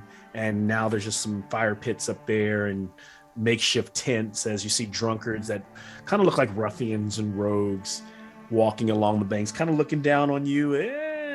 but just not, you might hear him kind of throw a few calls out. And then out of the darkness walks someone kind of seems to be coming down off of a wooden step ladder off one of the Kraken's Folly. It's kind of leaning to one side, its deck leaning towards you. A very thin looking figure. His face almost gray skinned under a hood. He walks up to you with almost yellowed eyes. And he says, haven't seen you around these parts. If you're looking for those who can support, you seem to be a large group, but if you're looking for support, someone to provide some knuckles in a fight or maybe intimidation, we work for just 1 gold coin. 1 gold coin gets the job done here in the Kraken's Folly. Just letting you know. I don't know what you guys respond to this figure or say to You're a band of mercenaries. You could call us that. Yes, we're definitely mercenaries for hire. Perfect's gonna give him 10 gold and be like, here's this guard. Torment him for 10 days. He wants that sweet victory for himself. Elric But whispers. yes, hire as a team. Sorry. Elric whispers to whoever's near him, 1 gold coin to watch them slit our throats. How can we trust you guys? Well, you can. You look like you work for hire. And how do people trust you? A gentleman's word is a gentleman's word. So, just letting you know we're here. He kind of takes that. He takes your tone is not trusting, so he kind of backs off and he goes, "Well, enjoy your stay and welcome to Miss Shore or Shit Shore." He kind of walks off and takes a swig out of a bottle, starts to climb his way back up to or he's kind of starting to walk away. I don't know if there's anything else you ask him or try to call out, or if you're just gonna start to wander. I don't know. Does anyone think we should use them for tracking anybody? Do you think they might know how to do we know where we're going? We're trying to find this. You woman, know where Greta. Miss Shore is. You might have to ask around. I mean, but she's somewhere in this vicinity. I call out to this guy and ask him. He kind of turns back. Oh, what was that? Maybe bring him over. We're looking for somebody. Probably Sure. not your typical job, but just looking for a Greta, old Oh. lady who lives around here. Where can we find her? Let his pockets feel a little light to remember that. Greta. Yes. My memory kind of bad these days. It does seem like a familiar. I haven't eaten tonight much, and so All right, there's a I better. gold. I get it. I've seen this before. Oh, There's a gold. Oh, your memory is back. Man. I know how to spell Greta for 1 gold coin, but Ugh. where does she stay? Where does she live? I don't know. Anybody? He bites Okay, down on well, it. He goes, There's another 4 gold. Thank you, sir. And then 5 gold. he kind of points over and goes, you hear that commotion? And then there's Greta, open up. And it's very faint. It's at the far end of the street. And he goes, you're not the only ones who just came looking for Greta today. Who else came? Can I have he looks and goes, you might want to go over and look for yourselves, but one of them was a short white bearded dwarf looking fellow he's over there with 2 fluffy bugbears. They don't look too nice. We'll take a look. Can I have a charisma check from everyone. Saving throw or No, check? just a regular charisma check. Okay. This guy's just reading. So with this, Or- you add your modifier. 5. You Fucking get to- natural one. Oh, Is that appropriate? 18. 15. 5. 5. So who got the highest, Jakarta? 18? I believe so. He looks at him and he goes, what are you looking for Greta for, if I may ask? Since I'm sorry, just being a little nosy. I'll acknowledge that. She's definitely getting a lot of attention. We've paid you plenty. Oh, played me plenty.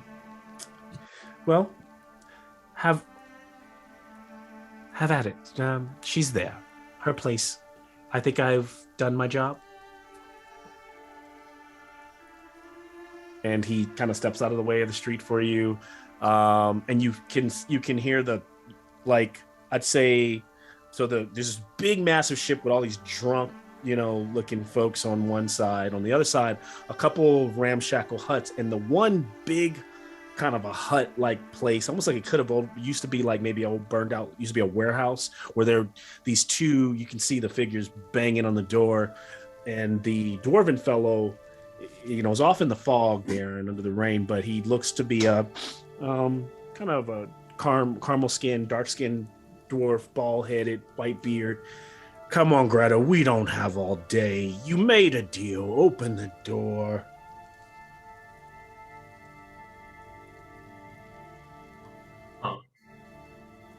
Should we just kind of sneak up on them? Sneaking, man. Whoa. This looks cool. So this is the Kraken's Folly. This is you all. And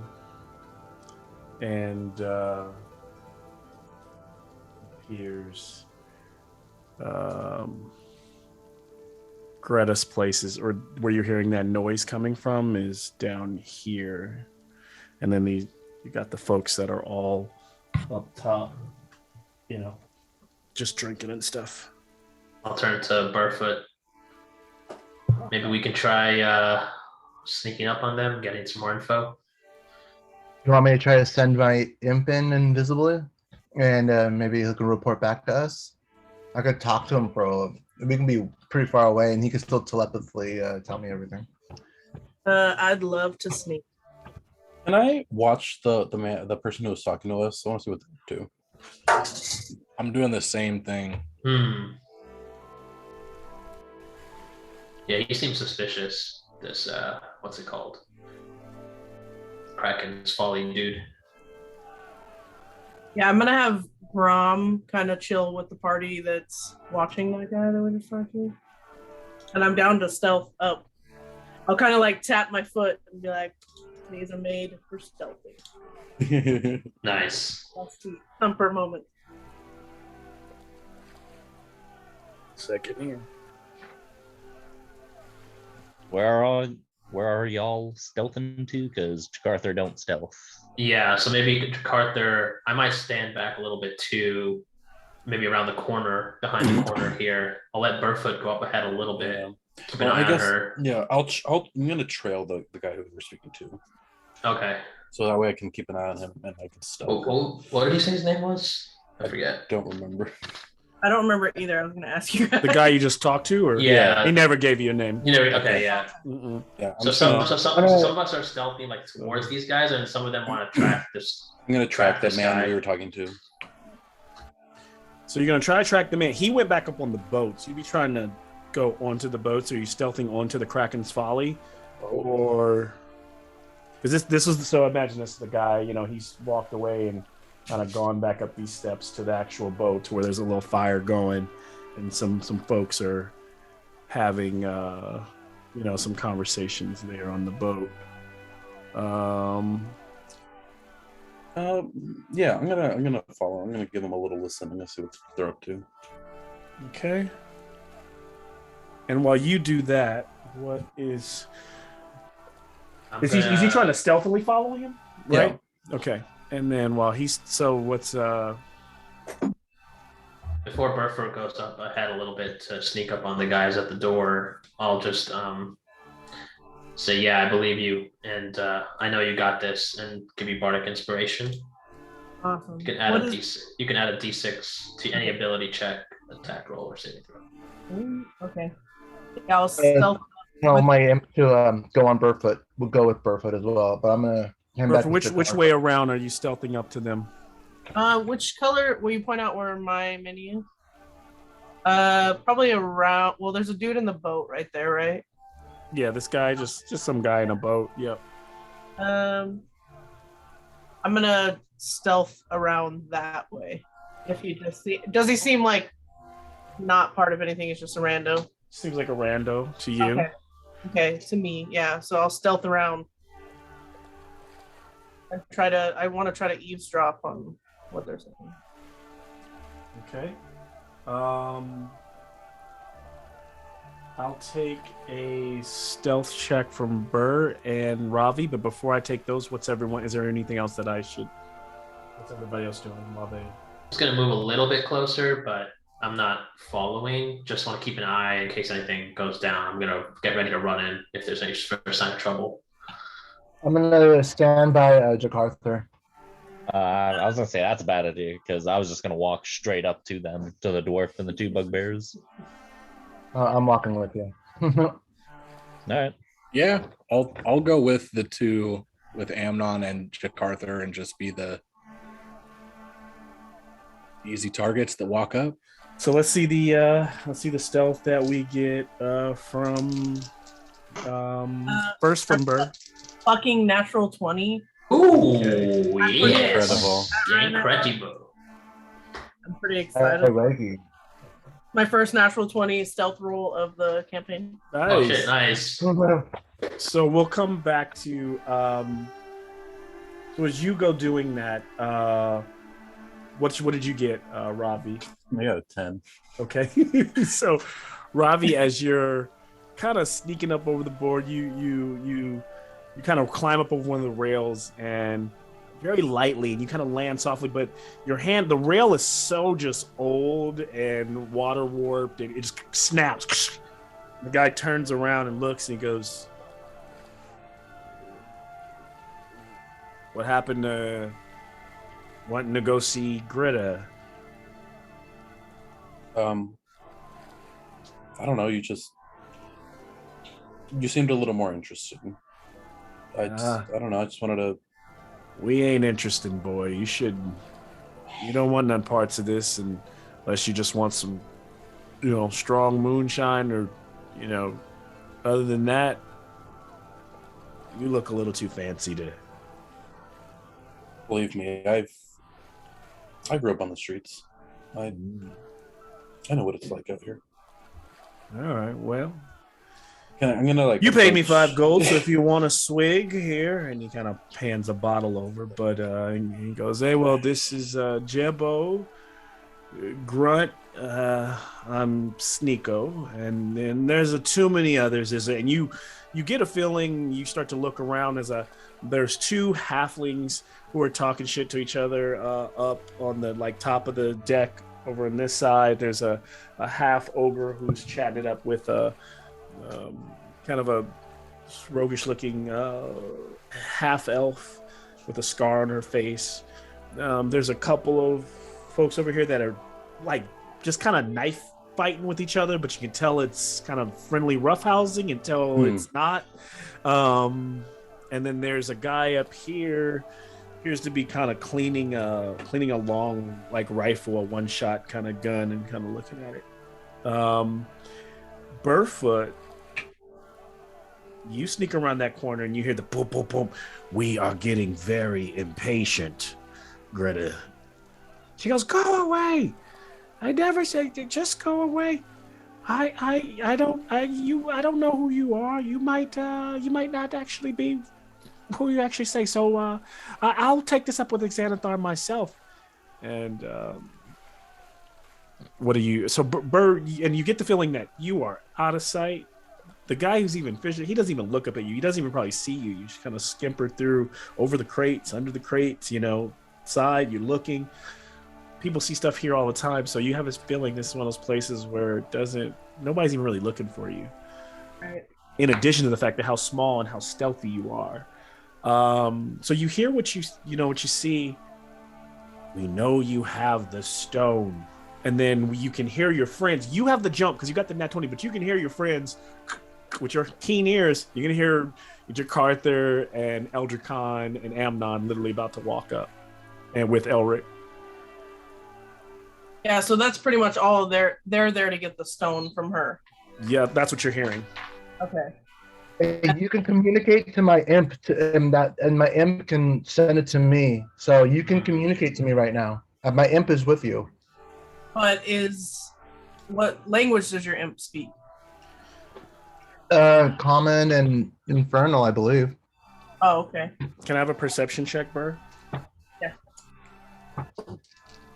Yeah, I definitely would say something if he can telepathically speak to him. Yeah, he can. My imp can talk to me. Okay.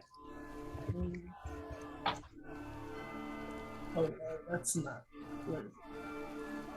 9 plus. Rain starts sorry. kind of come down. Either 15 or 16. Sorry. Okay. 16. Okay. So yeah, that's what Burr sees. What Burr hears is, where their keen hearing is, sounds like at least one person inside, and she can hear that person adjust and leave one room and go to another, and then she hears a very soft hum, like a mechanical, like someone's turning something on. This is the person that's inside the house, probably Greta, right? Right. Like a very quiet engine of some type.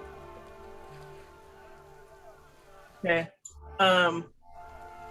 Yeah, I'll definitely tell the imp to tell Amnon to hold on. I'm gonna put my hand out to the other two, and I'm just gonna look at Jakartha and Eldritch Khan, just telepathically tell everybody that Burr is telling us to hold. And then exactly that, let's see how this plays out. I'll And the sound, by the way, wouldn't be Machina, right? From the sounds I heard. You've Machina. never heard Machina sound that. It sounds big. Sounds like some kind of steam-based machine that, or something like that you've never heard before. Okay, then I'll say that to the imp to tell Amnon that there's something mechanical and steam sounds dangerous. She's definitely prepared to defend herself. Just hang tight. Let this Okay. play. I'm gonna relay that. All right, boys. And then I'm gonna telepathically ask my imp. To ask Burr. Should we be somewhere specific? I would just back up. I'm gonna break off from these guys and watch Ravi just to make sure he's okay. I'm gonna turn right there and be like, Burr's telling us to back off right now. Let's go. What did Ravi do when they offered him the drink? Does he come in to actually kind of shoot the shit with these guys, or what? Yeah, he's gonna go sit with them. He's gonna take it. He doesn't really drink it. When they look away, he kind of pretends to lift it to his mouth and passes it. So then up comes Eldritch Khan. Just from afar. Sorry. He's just looking up there. Yeah, just checking on him. Okay. I'm gonna introduce myself to the person we were speaking with. I'm gonna be like, my name's Ravi. Ravi, nice to have your acquaintance. Cold night. Brisk. Kind of pulls up his cloak and kind of the little jacket that's over it. All right, Greta, we are coming in. And then the dwarf looks to the two. He steps back, and they just start with these huge maces, just bashing the door. The door starts cracking, splintering. Do we do something? Is everyone still watching? If you're still watching, that's fine. If I see that, I'll kind of tap on him and I'll be like, I think it's time to step in. I'm gonna look back at him like, I got your back. And then I'm Alright. gonna put my hand on Eldrick Khan's shoulder and be like, something's happening. Burford, what's your passive perception? Oh, good question. Damn it. I don't want to go first again, but So they're just here's what Gentlemen. All right, 16 for passive perception. All right, so you hear that little kick, like an engine it cut off. I would not be bashing this woman's door in tonight. is there a problem here, folks? The bugbears don't even stop, and the dwarf just turns. A little taller than your average dwarf, strong, stocky. No one asked your opinion. You should I heard you're mind looking for your a business. stone. I'm making it my opinion. I think you should stop now. Boys, I think we should stop now. Because I think we got some business to attend to. And he makes a loud whistle with his hands. And Can I fire an arrow at him? you can. So Hell yeah. sneak attack. He tells the one keep on at the door. This other one, the burly one, turns around. Don't forget your bardic inspiration. You're firing at the dwarf or the Yeah, the dwarf. That's the one who's in charge, obviously, the dwarf, Yep. right? Yeah, I'm firing an arrow at him. Does Bardic, can you add that to attack rolls? Yeah. Oh, hell yeah.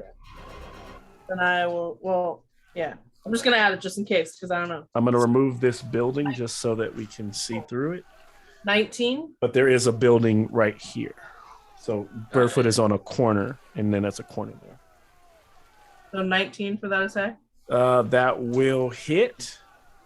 Go ahead and give me damage for the... And after that, everyone's going to roll initiative. Oh boy. Or you might as well start rolling it now. Do I get sneak attack damage as well? Wait, You do get your sneak attack. There's No, I'm the rogue. there's none, right? Okay. Yeah, you're a ranger, right? Yes, you Yeah, don't I get was sneak like, wait, attack hold damage. on. You said sneak attack damage. I got excited. Okay. So 7 piercing damage and then 5 fire damage from Grom's reaction. How much total? So I'll take all of it. 12. 12 damage. All right. And if he looks at me, I'll wink at him. He doesn't even know where it came from. He's like, ah! He's like, it's an ambush! Kill them all! Nice. And he whistles. Roll, yeah. He doesn't even look and see where that came from. That came out of the dark. Hell down yeah. this way. Burfoot, so badass. Hey. Fluffy. Sorry, are we rolling initiative? Yes. It'll be 16 total. 17 for Elric. Seven. Oh, damn, mosquitoes. I got 8. Are you outside? No, just the stupid mosquito just keeps trying to attack me. He's got that one. He's trying to fight though. All right, so to be, Sean, you got, what's your, Elric, what's your dexterity? Let me see. Dexterity. -1. +3. Okay, then I got a 17 as well, so I'll go before you. Okay. So we got what did Eldrick? Let me go by this. What did Eldrick get? 18 total. Okay. What I'll start asking, I'll have you guys put together like a list so you guys know who goes first, and then when we actually start going through that first round, once the villains go, somebody can put it in the chat so you guys have a record. Ravi, what'd you get? 11. And you got a 17, Elric? Yes. And then Burford got a 17 as well, but Burford's going first. Going second or first. Or first. Okay. Tempe is not in this game. I forget. Brittany, you said first or second? Yeah, first. First. Okay, yeah, I'll go second then. Amnon. Big 8. 8. Okay. Jakarta. 16. All right. Good initiative for once. Nice. So, Burr, you got the first strike. You get to go at it again, as that was a surprise round, so everyone was surprised by it. So, Hell yeah. Burfoot, you're up. And he Okay. took 12. Okay. So I will fire again.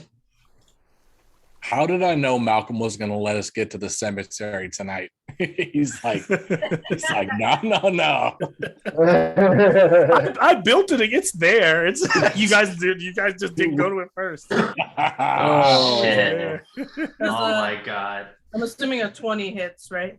That does hit. I mean, you're shooting the same guy, right? Yeah. The same guy. Hell yeah. Always going for the most important. And then does this count as like a new round? Like would Brom have his reaction again? Yes, he would. Okay, cool. So then hold on. 2, 7, and then let me roll Brom's fire damage. 1. Okay, so 8 total damage, and 1 of it is fire, if that matters. 8 total. Doesn't matter too much on this guy, so he'll just take 8 total. He takes it. Kind of as the arrow flings out. This time it glances like across like the back of his head. It almost would have been a headshot as he like looks down. He's trying to load his crossbow and disoriently see where that shot is coming from. And I'm gonna move back with Grom a little bit further. My range is 80 feet, so I just want to get as far away as possible while still being like able to see him. So you want to move out of whichever, the docks? yeah, whichever way, like even back where we were, whichever way. I can like move you out to the docks, or I can move you back to where you were. It's up to you. Is that, yeah, like can I be behind like near like those arrows? Because I could have put you out here, aiming down that way, or you can be back over here. I mean, you're. Oh, let's do out, like where you said, like down. Like down here. Yeah. This guy goes running. Oh damn it! I was gonna use him as cover. I'm just kidding. You can use the. Yeah, he's not trying to stick around. And Grom's gonna come with me too. Okay, Grom's with you.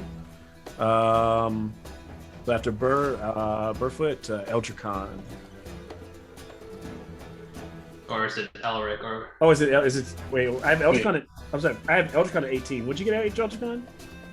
Yeah, 18. Oh shit! So yeah, Eldricon's first. Eldricon's right. And I have you right here, next to Jakarta, next to Amnon. So blue is Elric, Cool. Yellow is Jakarta, orange is Amnon. It's kind of deep red is Eldricon, Ravi, purple, and that's what we got. Yeah. Nobody is currently in melee with the 2 bugbears and the dwarf, correct? No. I'll cast Fairy Fire on them. Okay.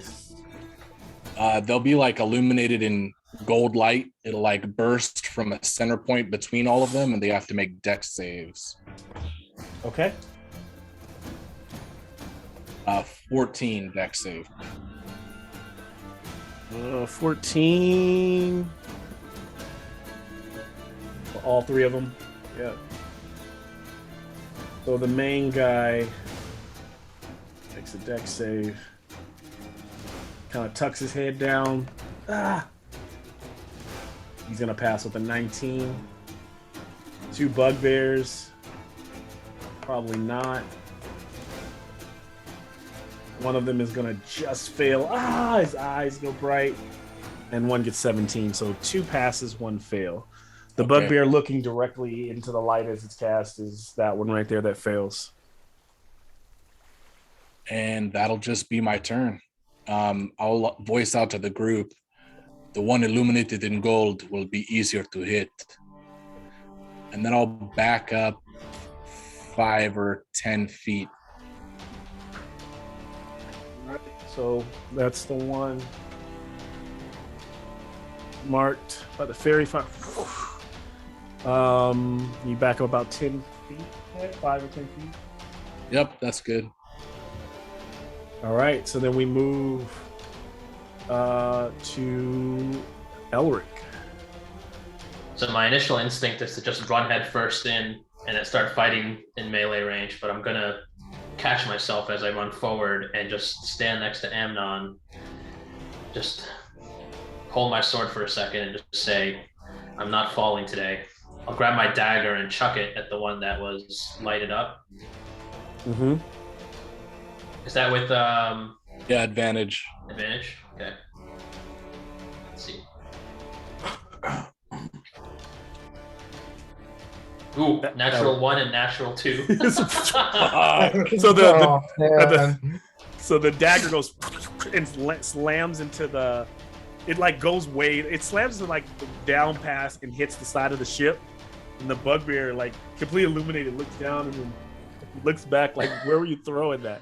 I'll then shit. All right, and then I'll turn to Amnon and say, use that fiery infernal strength of yours. Must be good for something still. And give him bardic inspiration. All right. And it looks like Jakartha's up if you're done there. Seeing him throw a dagger and just absolutely fail, I too shall throw a dagger. Just trying to show off, huh? No, man, he's a dad. He wants to show you how to do it. Pretty much, yeah.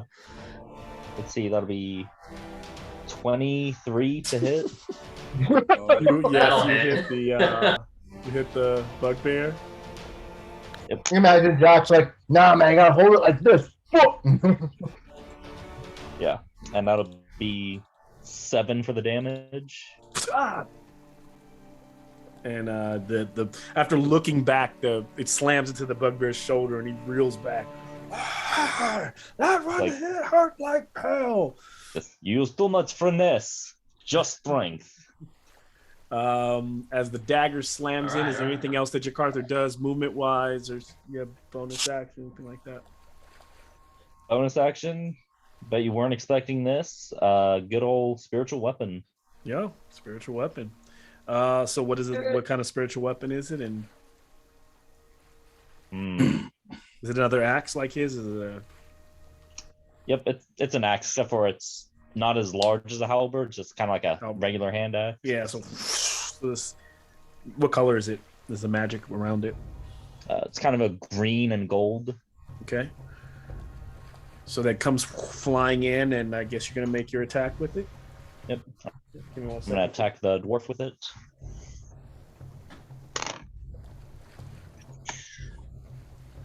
What is my spell mod to hit with that thing? Oh, +5. That'll be a 16 to hit.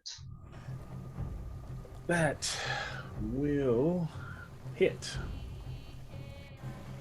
Right in the same shoulder that the dagger just went into. Oh no, I said I was attacking the dwarf. Oh, the dwarf. Yeah. Sorry. The axe. Yeah. Dwarf. All right. Nice. And that'll be for 11 force damage. So the axe kind of slams into him. Instead of slicing his skin, kind of blows the dwarf back off his feet, but he kind of like slides back and slams into the side of Gritta's house, leaving like a mark, indentation on the old like wood, breaking it in a bit. Staggers, looks up like in the rain, like water in his eyes. He doesn't even say nothing. He's just like, shit, what have I gotten myself into? If you're done, Jakartha, then anything else? Is that it? Okay. Yeah, I'll move forward. So the whistle had. Oh, you move forward. Okay. And where do you want me to put you? Yeah, about right there. Yeah, fine. All right.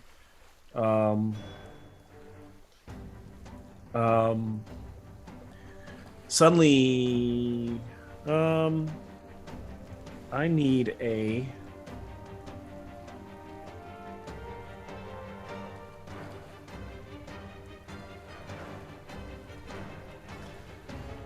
perception check from Burfoot.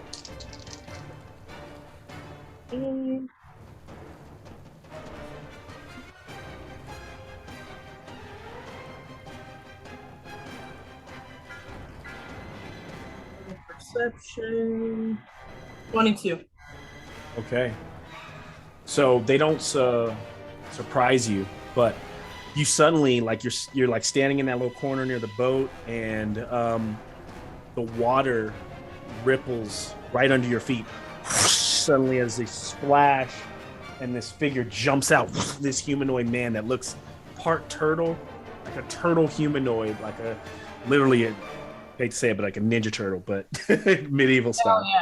He's got both blades out, and climbing onto the docks on the other side is another one, like full on like fish man. Like they just reek of the ocean. And they both come out and they both attack. First one. That's a dirty 20. With his first, he's like, "Come here, little. I love land. I love furry land dwellers." And then 15 on the second strike. Yeah, the 15 doesn't hit, but the first one does. The first one hits for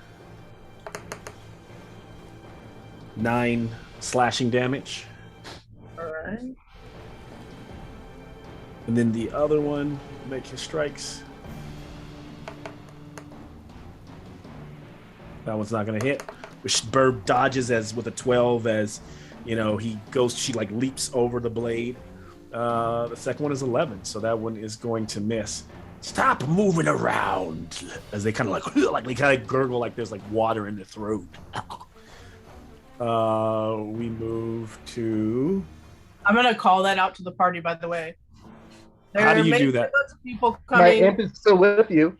Okay, so Yeah, I'll just yell it out. So you hear Burfoot yelling towards the docks. At that moment, this bugbear who's been kind of marked.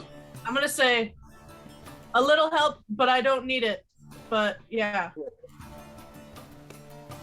This one, knowing he's just been hit by Jakarta, by that moves in to make a swing. Oh, gonna give it back as good as you gave it. And swings very heavy, very raw, no form. MacArthur is a 14 hit. I don't think it does. Nope. Okay, so as he swings, the other one spins around and just goes and lunges forward with his Morning Star out. 23, actually landing a blow there for 12 piercing damage from that one. Yup. Okay, so he blocks the one, he turns, he takes a blow from the other, but Jakarta kind of stays in that fight there. Suddenly the dwarf tries to kind of capitalize on this moment and will go in for a strike. Come on, get him, boys, hold him down. He will pull his scimitar, strike.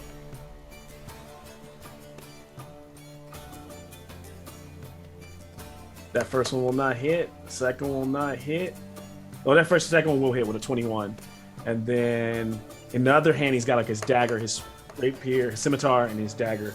So just the scimitar hit, and as it lands on your on your armor, kind of trying to find a moment, a separation in there, you'll take 9 slashing damage from that blow, MacArthur. Alrighty. And then we will move to Ravi on the ship. Oh, and in front of Ravi, you see the guy that you're talking to. He goes, "Looks like we've got a show tonight." Looks like it. I guess this is my curtain call. And I'm gonna run towards the edge of the ship, and I'm gonna attack the bugbear that's under fairy fire. All right. So Ravi's leaping off. Does a 17 hit? That will hit. Cool. I'm gonna sneak attack damage.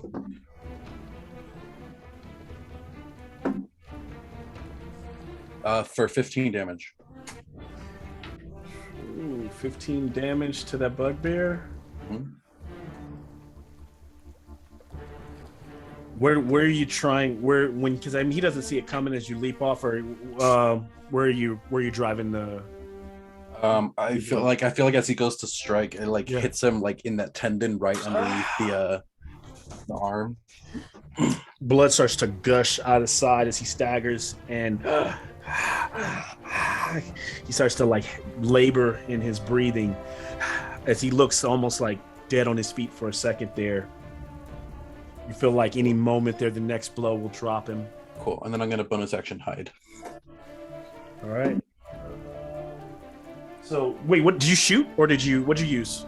My bow and arrow. Bow and arrow. That's what you. Okay, so then you shot from. So you did you get off the ship, or are you staying on the ship? I stayed on the ship. Got it. So you just shot from the ship. Okay. Yeah. And then you're gonna try to hide. Yeah, I only got an 11. Yeah. So from the bugbear and the folks down.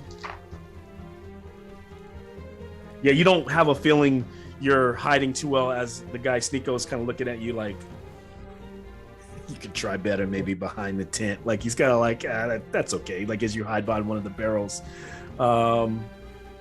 And we move to Amnon, our Dr. Warlock extraordinaire, artificer, man of many. No, just Warlock at this point. Yeah. Man of mystery. Right now, I just gotta do what a Warlock does best. Eldritch Blast. Well, first. So first, I'm gonna back up to Elric, Okay. and I'm gonna be like, some you want some devil show, right? That's what you were talking to me about earlier. Oh yeah. And then I'm gonna raise my staff up at the bugbear that has a fairy fire on it, and I'm gonna start like warding a sigil in front of me, a hexus, and I'm gonna hex the Nice. bugbear, Nice. So the bugbear. and then from there I'm going to kind of just concentrate on my staff while it's gonna burn a little bit brighter, and then I'm gonna throw an Eldritch Blast at him. All right. That's some cool shit, Doc. I get Flourish advantage. of right? magical energy. And what color is your Eldritch Blast when you do it? Oh, So my Eldritch Blast is basically, so what it is this black orb that comes out from where my hand meets my staff, and it sounds when it rushes past you, it sounds like a person screaming but going past you, like a terrifying scream, and it slams into him. How much damage is this doing? All right, This is to the bugbear that's you hexed, that's been hurt a bunch. Okay. 14. So I got I got 19 to hit. Yeah, that's gonna hit, man. Okay.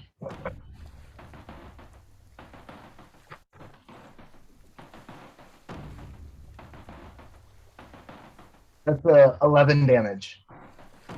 All right. So you blow this. How does your Eldritch Blast do it? What do you imagine? How do you imagine it kills this bugbear?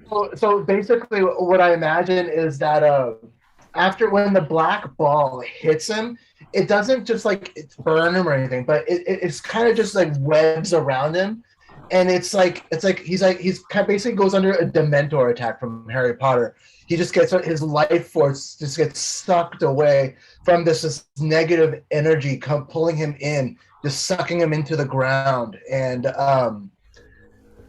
he just slowly withers away, and he ends up just looking gray on the ground. So as he lays there gray, this husk on the ground, you start to notice Amnon, he's just lying there lifeless in the rain. You can still hear the commotion, but you're the only one seeing this. Something's like his eyes are kind of leaking. It's like weird. And then there's a flourish or a little flash of light, like magic putting itself together next to him. And then suddenly this little creature appears. And you remember it's similar to something you've seen before, but much fucking larger. The other one looked like a baby version. This thing is a giant brain on 4 legs. Like this is some Stranger Things shit. And it kind of looks disoriented, shaking off the water. Does only Amnon see that, or do I? Anybody still- there now sees the brain shit. with 4 legs, a bigger version of the thing that you saw that Machina kicked when you were in the sewers. Malcolm, Oh my God damn it! you are throwing Damn you, another Malcolm. intellect devourer at us, bro. Yeah, all I can What think the of is hell? sonically yell to Jack. "Ah!" Suddenly, as he's fighting Jakartha, the dwarf freaks the fuck. He goes, "What the fuck? What is that?" And then the other bugbear is like, just stays fighting Jakartha, but you can tell the dwarf is as shocked as you all. Ooh, quick The thing question. kind of skitters That's not around good. for a second. If the bugbear it was controlling had fairy fire, does it have fairy fire? I'll give you that. Because it Oh, did come shit. out of the corpse. It comes out of the corpse, so technically it shouldn't. All right. I'm just gonna say as the fairy fire is. Here's what I'll give you. I'll give you the fairy fire is there for one more, whoever's the next turn, and then it's basically this is while the I hear fairy you. fire is evaporating. Dude, if you want to, take that shit away. I'll give it. Nope, I'll stay with it. It's there right now. Because the lights are starting to dissipate from the thing dying, but everybody can see that thing. It is actually I should be going whose turn it is. Amnon. It would be Tempe. Oh, so actually we're at the top of turn 2. Bertha? Perfect, you're up. Isn't Or- actually Eldricon, didn't he roll an 18? Yeah, so he gets Eldricon should be top of the round if he's 19. Yeah. Right? That was just my bad last round. I didn't hear Oh, that. okay. That's why I was confused. I'm sure. Yeah, so then it's Eldricon, then me, then Eldric. Eldricon, what do you do? Fuck. Seeing that fucking brain pop out that was this guy's pet. My focus is on it. I am going to. Yeah, I'm going to cast Scorching Ray, all of the rays at it. Oh, nice. Wait, Malcolm, did the dwarf go already and the bugbear? They went already, right? They did go. Okay, good. Just making sure. You can hear that there's like some mumbling like on the boat, like next to it. What the fuck is that?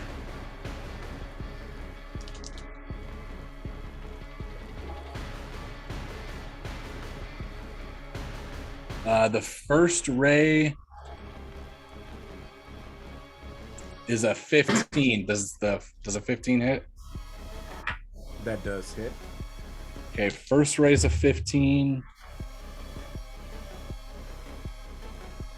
The second ray is a 12. The 12 hits as well.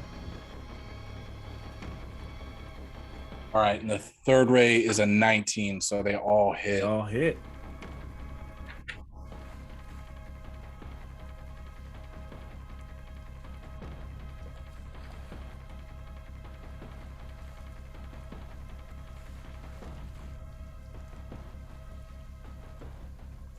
$20 points. So he'll reach up his draconic claw, and that orb in between the back of his front knuckles is gonna emanate like black lightning energy from it, and then transfer in through his taloned hand, his clawed hand, and shoot out 3 black beams of fire energy.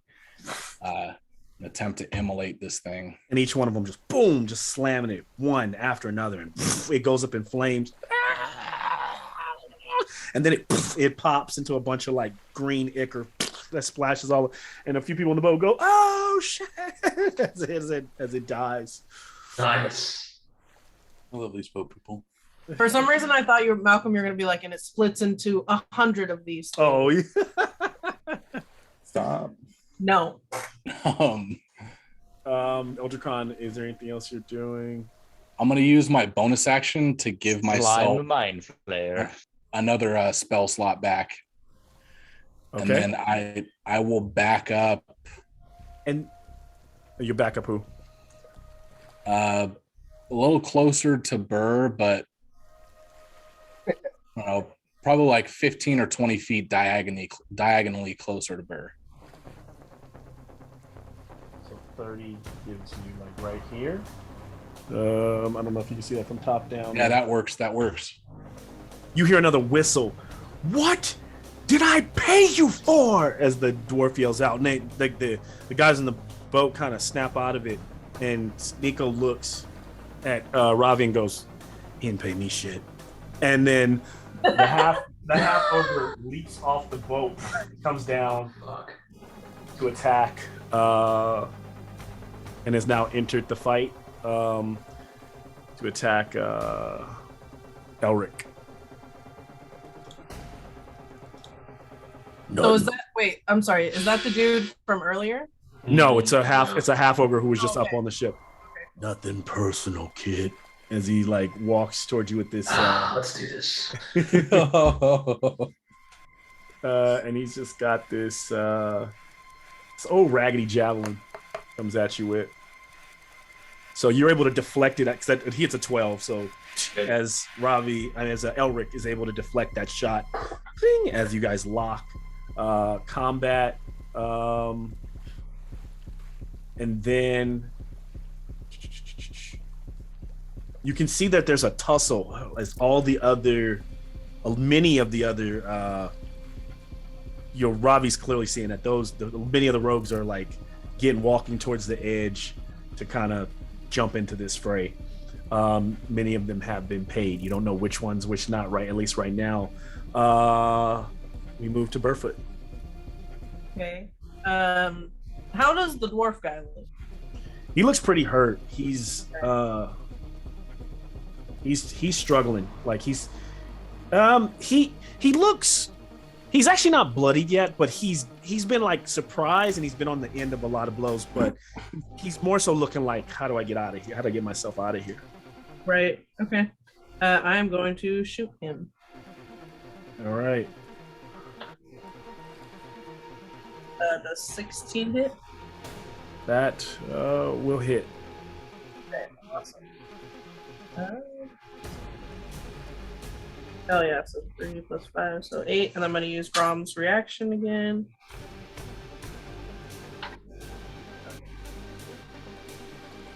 So 13 total damage. Ooh, good strike there.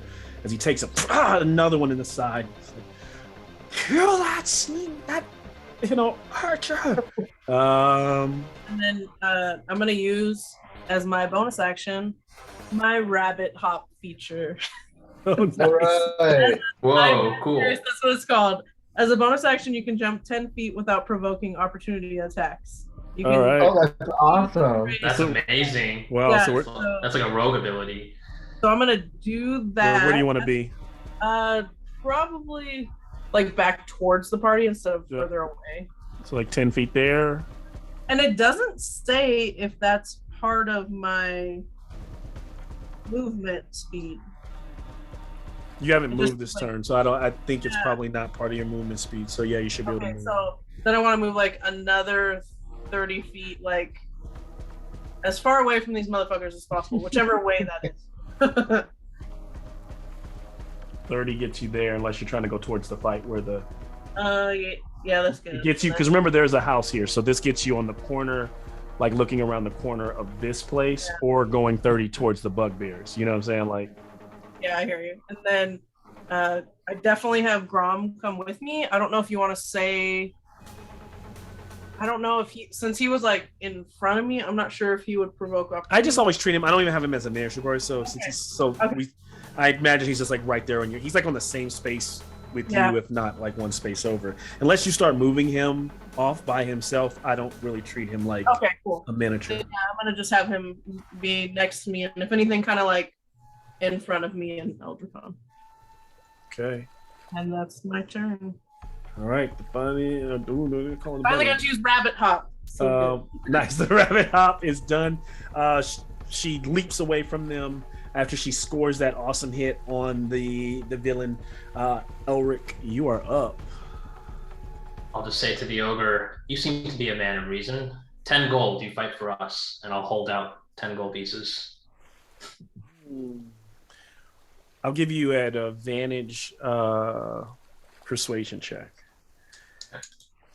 Depends on if this is a ogre of his word. Does he see it through? Does he? 24. Ooh. So he Nice. goes. He's like jabbing towards you. And you're stepping back in the rain. He's like, ah, and then you hold up the pouch, and he goes, hand it over. Then he's Those guys throwing over it. there, the He dwarf. catches it. Changing teams, boys. And he turns away from you. Nice. Hell yeah. I'm gonna just yell out like, "I'll help with that later, Elric." That's how you Elric's do giving all of his money away. I know. That's how I'll yell back to Burfoot. That's how you do it. Right. And as I say that, I'll also give her bardic inspiration. Nice. Oh yes.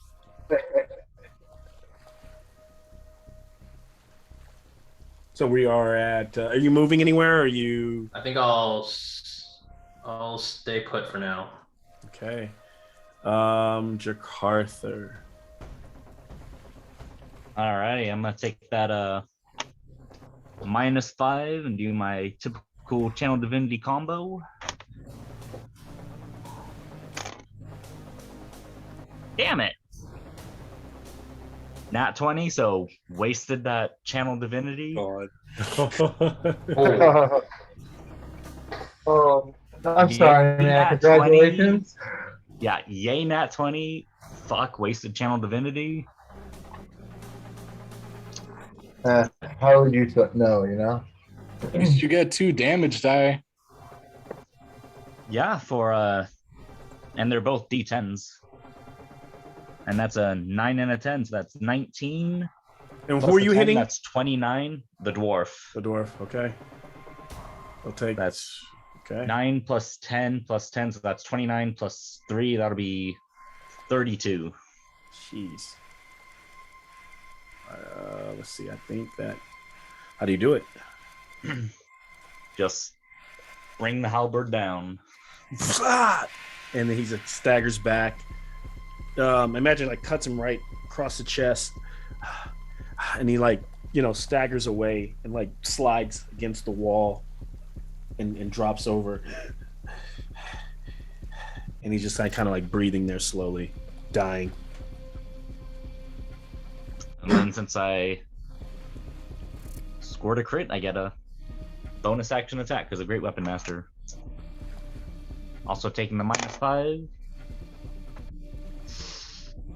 Does a 14 hit? To the bugbear? Yes. It does not. He blocks that one. He's kind of like says nothing, just kind of drooling and continuing to pace with you. Alrighty, that's All right. that. That leaves us on for Jakarta, the marrow, the seamen. That's not what I meant, but they begin to walk here. One of them moves over to Jakarta. The other one rushes towards Eldra Khan, and they will make their attacks. Just basically just these scimitar blades. First one to Jakarta is a 14. Second one, nope. Jakarta's just blocking these, like taking on both the bugbear and this creature from this humanoid from the water. The other one will attack Eldra Khan. That one scores a 22, and then he goes in for that second blow for 14. Does the 14 hit? The 14 does not. Does not. So he will do the first blade strike, 12 slashing damage. Ugh. You are messing with the wrong ones. You must understand this is foolish. Then, so as they're fighting and separating, the one bugbear that is left will strike towards Jakarta for dirty 20. Is that hit you, Jakarta? Let me look at your. Let's see. Yeah, it's only a 16. Oh yeah, I don't know why I always think you have crazy AC. So yeah, so he hits Wrong character. Yeah, wrong character. Let's see what we got here. Is Morningstar. So 10 bludgeoning or piercing damage from the Morningstar there. As he hits him, Jakarta staggers. How's Jakarta looking? Oh, he's down. Jakarta staggers and then drops. The bugbear yells out, and as Jakarta goes down,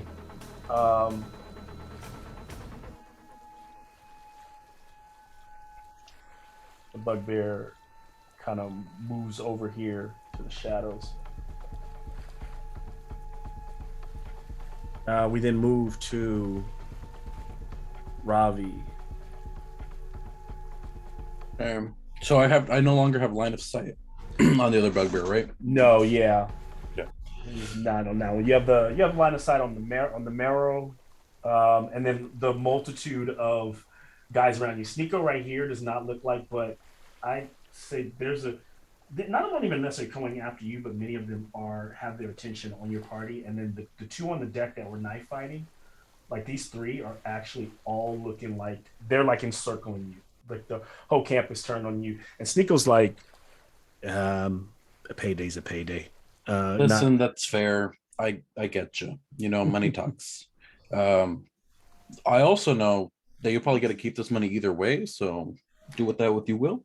And then I'm gonna leap off of the ship. Yep. Okay. And where does he head to? I'm gonna hide behind the ogre, man. Yeah, good thinking. Yeah. And then probably can't hit that one that hit Jakarta anymore, so I'll go after the one fighting Eldricon. All right. So you're shooting at the one fighting Eldricon? Yeah. Okay. He's got some cover. It's 18 to hit. Let me take a look with his 3/4. 18. That does not hit. All right. I'm sorry. It does. It does. It hits. Yay. It hits. Okay, It, cool. it just hits. Oh, cool. Because then I get sneak attack.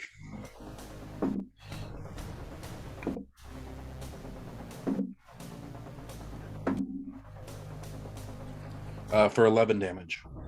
Take it. And then bonus action hide. 12. Find a hiding spot by those crates. And being so far from everyone, I think the only one that's going to try to spot you is the one that you just shot at. And perception, you got a 12. Yeah. So that guy still sees. I don't think anyone else, but this one will still. The guy you shot at sees you run to the crates. Okay. As we keep this going, we are at Amnon.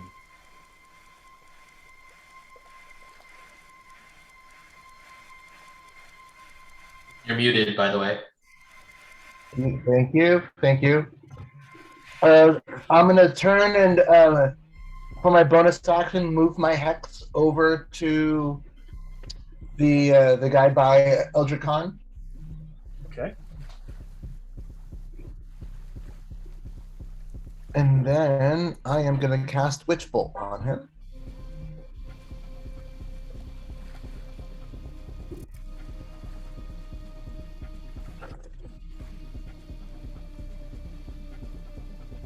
Okay. So that's a 13 to hit. 13 to hit the guy. That is going to hit. All right. Okay. So let me roll my dice.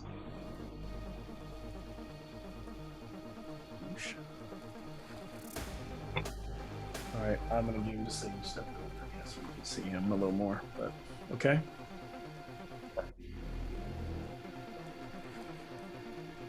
Damage.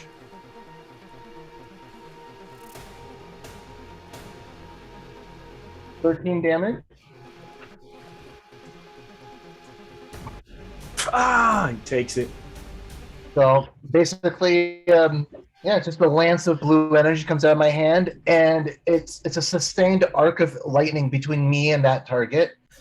And he has a sustained arc of lightning on him Okay. until I break it.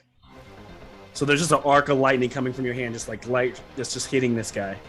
Yes, and Connecting so you two. every turn, as long as I hold my concentration up to a minute, I hit him again for another D12. Okay. So the arc of lightning is coming from you there. It's connecting to him. Everyone kind of sees you wielding it. Add the lightning. Yeah. Down jumps the. Actually, I would have had a chance to. I didn't test perception. You rolled a 12. I'm gonna test perception for the two halflings that are. One of them does. So these guys leap off the boat and will attack Ravi. Just two little guys. Like, come on, get him. First attack, 16. 16 hits. 12, and the second one is a 12. And that one misses. All right, Ravi takes 6 damage total. They're just trying to cut you. So they're kind of pushing you up against the side of the ship. I'm gonna use my reaction. Oh well, I guess if that's the end of their turn. That's the end of their turn. Okay, I'm gonna use my reaction to use my skirmisher and move half my distance without provoking opportunity attacks. So I'm gonna run over to Amnon. Okay. As you begin running, the one up here, she will fire a little light crossbow at Ravi for 10, missing. This guy, these two over here, start to fire crossbow shots at Burr. 1 each. 5's not going to hit her, I know. And another one goes by. Burr is a 12. Probably missing. So these little darts just slamming in. And whoever's living in this little hut, you hear somebody, oh my gosh, get like scream as you hear some plates break inside. This guy jumps off and kind of walks in front of me, goes, yeah, come on, guy, you getting paid, I'm getting paid. You're going to really stand in front of me. And him and the half ogre kind of have this conversation, and then he goes in and strikes him, and they tussle. So he will strike the half ogre with a 11. Don't think he hits him. All right, so that leaves the one guy up here who was cleaning the gun. Fires at Amnon.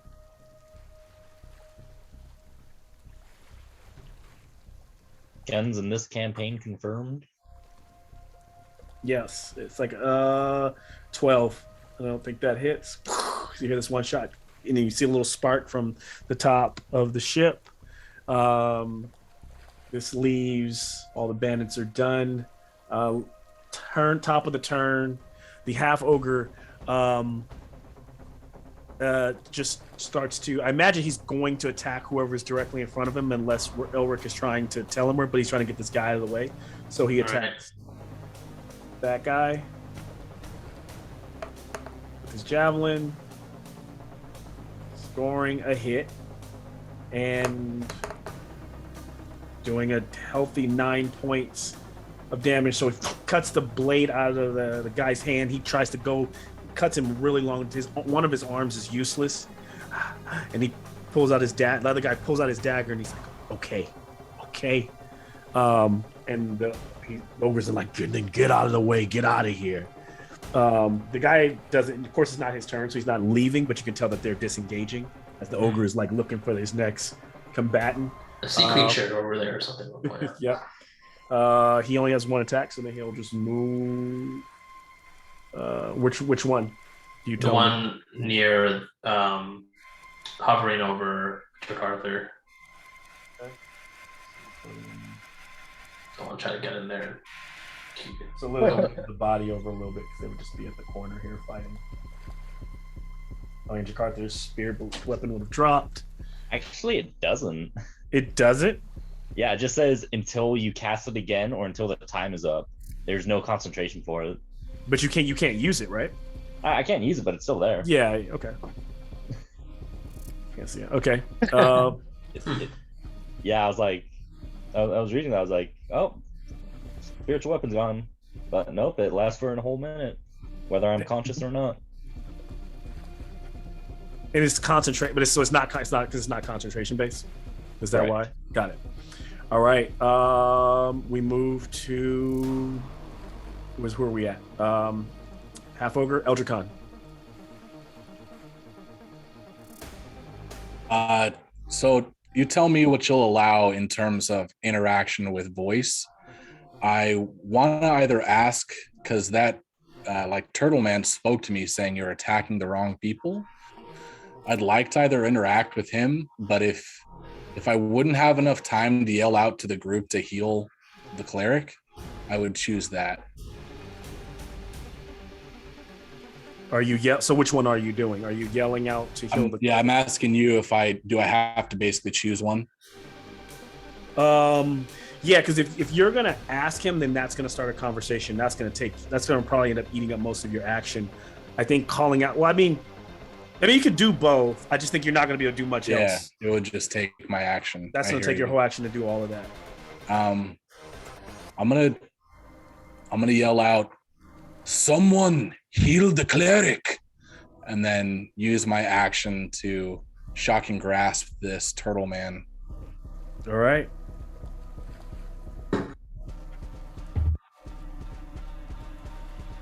An 11. That will not hit.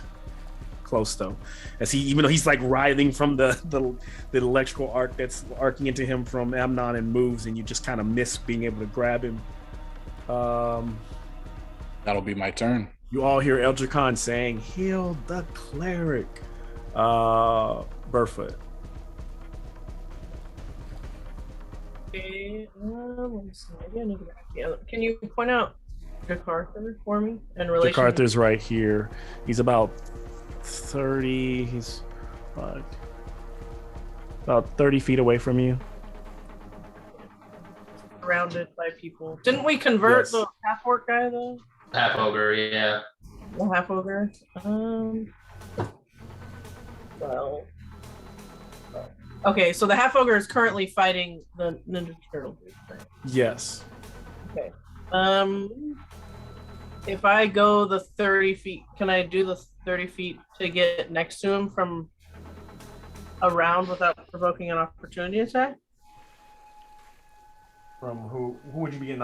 You're not getting an opportunity attack from anybody, so you'd be fine. Okay, so everybody's good. Sorry, the angle's weird. I should probably pin the other one. Oops. Oh, I see. Okay, sorry. This is a better angle with the other camera. Okay, then I will cast your work on him. All right. And then, sorry, just give me one sec. Yeah, I'll cast Cure Wounds on him. Wow, I rolled an 8. Hell yeah. Okay, so 12. You get 12 hit points back. And when he wakes up, I'm going to look at him and kind of grab him by the scruff and be like, "This is your job." It's fine. I do have a small ponytail. So Jakarta's eyes kind of flutter back to him for momentarily as he's kind of waking up. As Burfoot is like saying, "This is your job," we kind of move over to Elric. Wait. With my bonus action, Yep. I'm going to have... Who looks the worst? Ninja Turtle dude, how's he doing? He's looking pretty. He looks good. He looks good. Yeah, he looks fine. Is there anywhere... His other buddy looks pretty beat up. And he was within 30 feet of where I just was, correct? Yes. Okay, I'm going to have Grom go over there and do a bite attack against him. As my bonus action. How far can Grom move? His speed... and he didn't move with me. Oh, so he's just He's there. back Okay, like where got it. Elric was. Yeah, that's why I was trying to choose something close to him. That's probably not gonna hit anyway. 8. 8 will not hit. Okay. And then yeah, I'll just have him like chill next to Eldricon. And that's it. Okay. Elric. Okay, so Jakarta's back up, right? I move. Shit.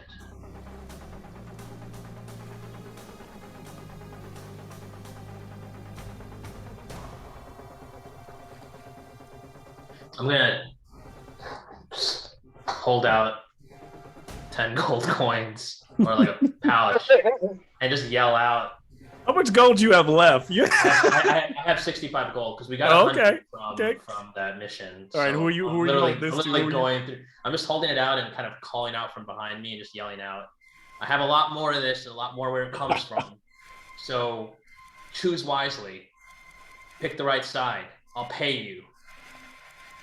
And just kind of call that out to like the people nearest in my range. Give me persuasion. I love that Elric is exploiting the poor. That's a 13. Okay. So the two little guys, they go, "Hey, sir, fuck this. We don't want to kill him. We don't got time for this. We'd rather actually go back to boozing. So, 10 gold and five each. Five each. Come on, I thought it was 10. I thought you just said 10 each. You didn't say 10 each. I swear he said 10 each. Fine. Here's another 10. Here's another. And they just go. They just take off right. Get out of here. And then I'll move towards the sea turtle that is over Jakarta and where the ogre is, half ogre is. Oh, the other one. Oh, that's one. Yeah. So you're trying to get. Wait, Elric, would you mind helping us fight? You're without dashing, you have a tough time getting into base gun. Can I just go? Oh, because there's like a. Can I just diagonal from the other side on the other side of the half ogre? What are you trying to do? Dive like, over here? No, just to the right of the ogre. Oh, right here? Yeah, it looks straight line. There's just a wall. There's a building. Oh, there's a building there. There's a building here. Got it. I got it. I'll just go as close to. That's why I've been making you all kind of either go around either way. I'll still do that. I'll just go as close as I can. Got it. So you're just like close. Yeah. So you can still see him, shoot at him or something like that. You're just not in base-to-base contact with that guy. All right. So Elric's moving up. Man, his coin purse has made him popular in this fight.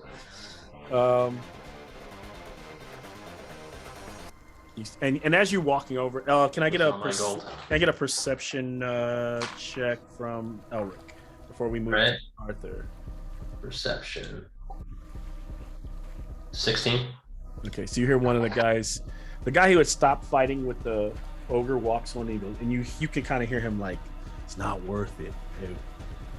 They got way too many gadgets, guys. We should probably, like you can hear him like telling other people on the boat, like, let's just go like down. And he's pretty much going to like the lower levels of the ship, like removing himself from the whole combat. So you get a feeling that you might be winning the other bandits or the thugs over the folks from the Kraken's Folly, because they really realize they're really not a match for this group. They would have to die to press to really get anything out of this. We then move to Jakarta.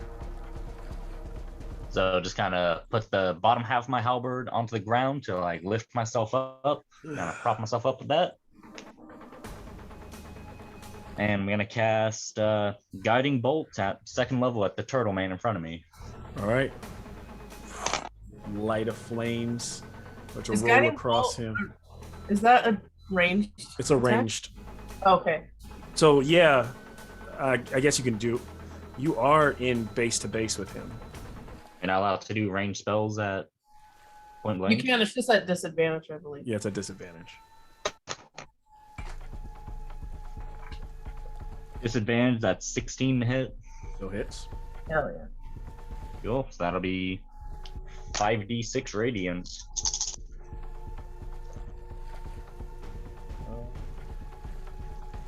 Go ahead. Give me what you got. 10 plus 6 plus 2. That's 18. That'll be 19 radiant. So that fire rolls over him, and he kind of like tries to hunker down and pull back. He is not able to really go into his shell, but use the shell to kind of spin around. But that radiant damage hits him hard. He staggers back, and he's like, and his eyes are like burning from the magic rolling over his body. He looks like he's pretty bruised up. And then the next attack has advantage, and because of my War Priest feature, okay, I can use it up to 3 times and make a weapon attack as a bonus action as long as I attacked during my action. So I get to use my own advantage.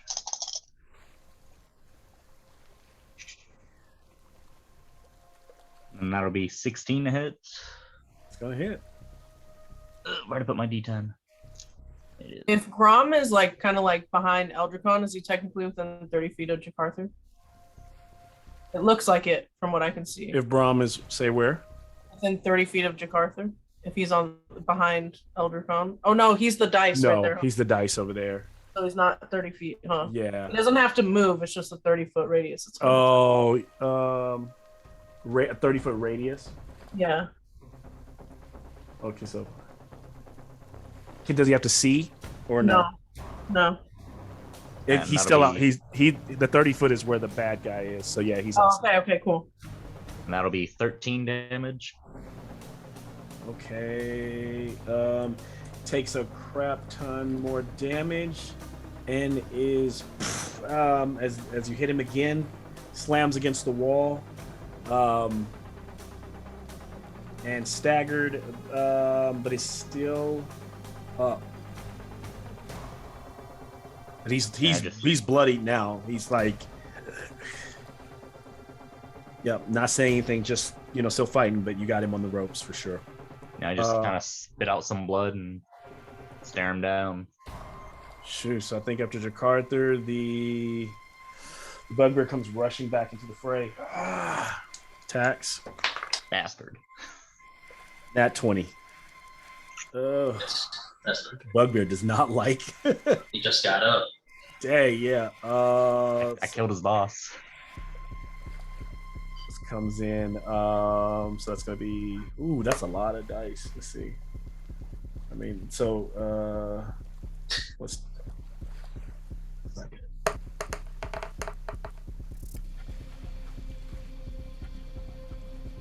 33 piercing damage to Jakartha, so I mean he goes back down. That's instant death. Wait, what is it? Ow. So I only have my max hit points is 27. Yeah, so wait. Oh my god. But That's you not were- what I was trying to do. You were But you were at 12 for 11. Or 11 hit points, right? No, he was at 12. You're at 12. 12, so you take the 12 first. You take the 12 first, and then And you don't get that would you wouldn't be if you were at zero. I mean, if you're at 1 or if you were 0, at then one, yeah. if you're at 1, you'd be instant dead. Uh, What? Yeah, I mean, yeah, that's right. I'm terrible at math when I'm in game. Because it's what did I roll? How much? You rolled 33, and 33. he was at And 12. he's 20. He's at 20, but his match is 21. So if it's over 21, 27, but if I think. 12, yeah, so it would have been 7 away from death. Yeah. 7 Yeah. away from instant death or something. Yeah. All right. So yeah, he hits him. Now, Whose spiritual weapon is that next to me? that's still mine. Jakartha. Oh, okay. But Is it? It's just there for a minute. Oh, cool. Even The if you bu- go down? Yeah. Yeah. Oh, wow, that's cool. so as the bugbear hits Jakartha and he drops, the bugbear's eyes roll in the back of his head, and he no. falls over, and what Not again. appears right next to Jakartha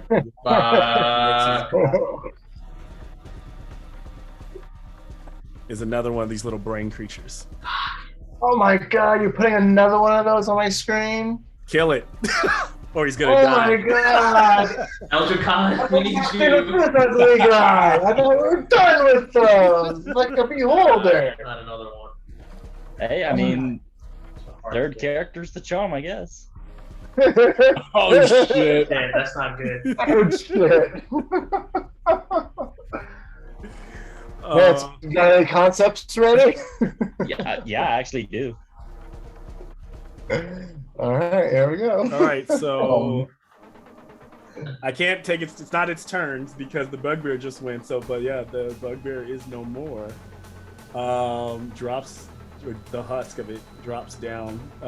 We move to Ravi, if I'm not mistaken. Yeah. Oh fuck. Okay. Let's see. So I'm over here.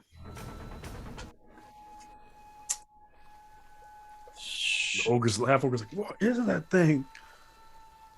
I'm gonna try. I want to try to hit the intellect devourer. I'm gonna move around to the other side of Amnon. Essentially, I want to try to get closer to like Elric.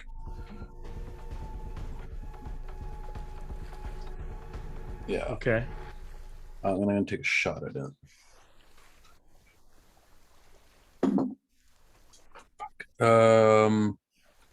12. That will hit. Oh, thank God.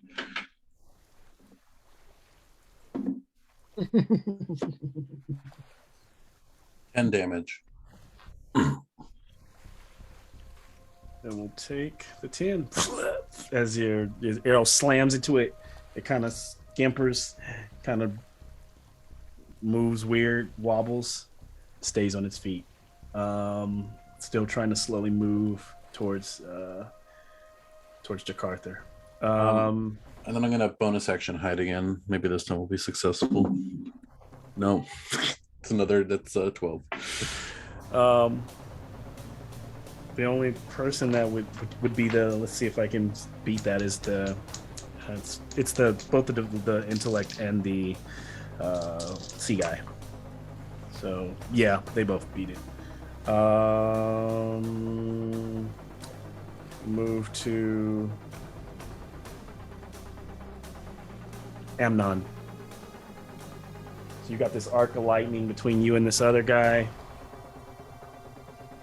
Yeah, I have to maintain that or else I lose it. So I'm just gonna look over at this thing and I'm just gonna push into my spell.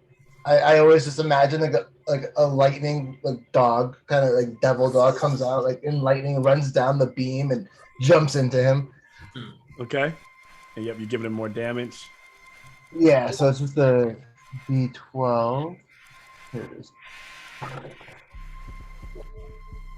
4 and then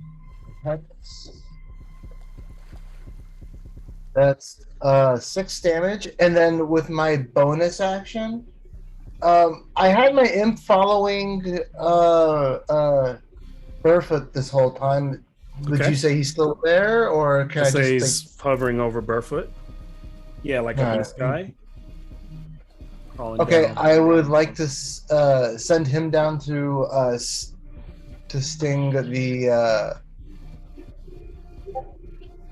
Sorry, I want him to come down to sting the guy right in front of me. It was Eldrick and I. Let me just get his stat up really quick. I hate to do this. I hate to do this to myself. Is your imp an action or a bonus action to use, or an attack? Okay, so last I read it was a bonus action. Is it? Because I have the Pact of the Chain. It's not just a familiar. I thought Pack of the Chain was an attack, but this helps me. So I was literally I want to get it right. So if I'm not using it right, I Let's see, mean, pack the chain from glad that you're yours. stopping me. I'm going to just shut up though from now on. Like, That's good to No, know. Well, just send me a It's message literally like you usually do. cool. We both use bonus actions, but I don't know how familiars work because Grom's like different. He's like a companion. He's a bonus action, but I don't know what. You know what? No. He's right. He's right. I can forego if I have to forego one of my attacks to allow my familiar to take one attack. Okay. One of your attacks. Okay. So then, let me look at my witch bolt here. So it says on my witch bolt that I can use my action to deal automatic D12, which I just rolled here. So then, then that means I'm done. Okay. Thanks, Travis. Fuck, I hate myself. Don't feel bad. Those are the rules. I like it. I like it. It's good. But you'll be fine. You'll be fine. I'm done. Top of the round, the half ogre continues to attack. You want to roll for this? It's going to be the javelin. You want to give me a +5 attack, Elric? Yep. And if you hit, you're going to do 2d6 plus 3. Nope. That is a 2 + 5. That is 7. So No, he's roll like, so low on it. So he's missing. He's like, I'm trying. He's looking back at you, Elric. He's like, these guys are slippery. And I then definitely paid you too much. hey, come on. Usually just shake people down or, jump somebody. You're asking for it. He just starts arguing while he's fighting this guy. Stay focused on the guy. Oh, yeah. He cheated. Eldricon, you are... Oh, shit. I gotta get my real dice. Hold on.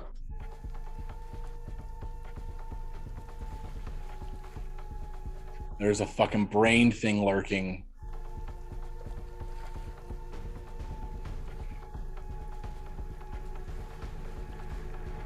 Oh, okay. Fuck it. I'm gonna try to get enough distance away from this turtle guy to get an attack on the intellect devourer, and I will take the attack of opportunity. Okay, fair enough. The Marrow Man will try to strike you with a 19. I'll use my reaction to cast shield. Okay. And that moves you back.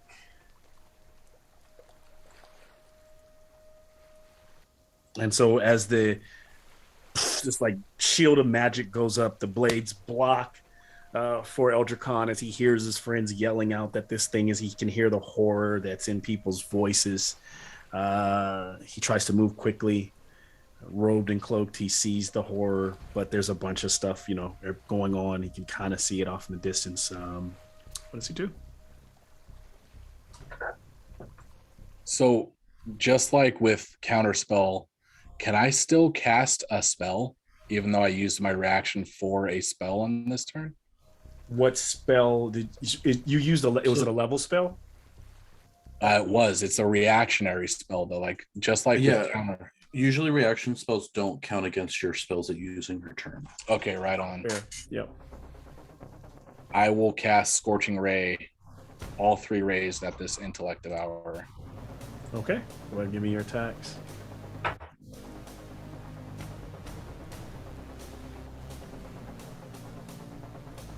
A 15 for the first ray. That hits. A natural 1 for the second ray. Oof. And a 14 for the third ray. That should hit, right? Or I think the 12 hit before. Yeah, you hit. The second one hit. So you missed 1 and you hit 2 others. Okay. We're all terrified of this little Yeah. thing. So, Yeah. Yes. Okay, What'd you get? What's the damage? 14 fire damage to this thing. So another one burned again. As it gets to burn, it starts to scamper. The fire magic stays on it and begins to slowly burn off. And it's still standing, but just like barely there. Not whether this thing breathes, what crazy evil keeps it. Burfoot. fuck. Jesus. She looks down and it's standing where it's like right there. I'm like, just so upset about this. It's like so annoying. Goddamn. Okay, so I'm gonna have to use another rabbit hop back. So the half ogre dude's And chill. before you do, it like turns over on its back, and its claws dry up, and it dies. Malcolm, that's not nice. Oh, wait, did you just say before I do the rabbit hop? Yeah, before you do that. Okay, all right. Oh, so it did die. Nice. Ooh. All right, I'm gonna shoot Ninja Turtle dude then. In that case. Oh, actually, before I do, nope. That's what I'm gonna do.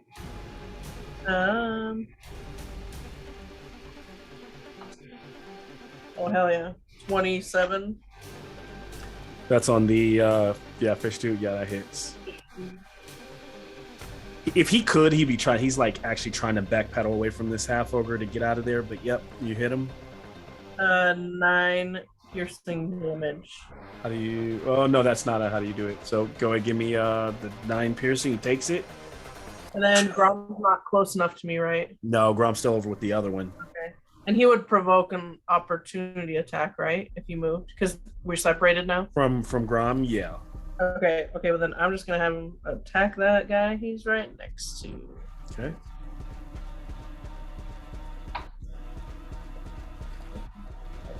Uh, 21 to hit. That hits. So 6 damage, piercing damage. Grom starts tearing this guy to bits. Unless you want to add anything to it, he pretty much becomes fish food. As he can't no longer, he just tears one of his legs up to the point where the guy can't stand, and then he lunges in and hits him in the throat, and it's over for the marrow. He's probably just gonna honestly like start to eat him. He's eating parts of this fish face. He's down, little kitty. And then let's see. I'm not now the intellect devourer, so I'm still gonna move back a little bit. Whatever happened with the person with the purple base? Did we convince them? Sorry, I've lost track of who we've paid off now. Elric was just like, If they've been paid off, they're pretty much not in the picture. They're like, oh, okay. Yeah, they're gone. So They've who's gone the back. purple base? That's Ravi. That's Ravi. Right? Okay, then I'm gonna move like as much of my movement as I can towards Ravi, 30 feet, Okay. like maybe next to the ladder. Yep. Hell yeah, cool. That's my turn. And then Elric. I'm gonna run over to Jakartha, kneel down, cast Cure Wounds. That is 5 + 3 for 8 healing points. I'll just say, looks like I got to be the one that heals you this time. Yeah, Jakartha's just coughing up a lot of blood at this point. Yeah, fair enough. At least you got your spiritual weapon still. Yeah.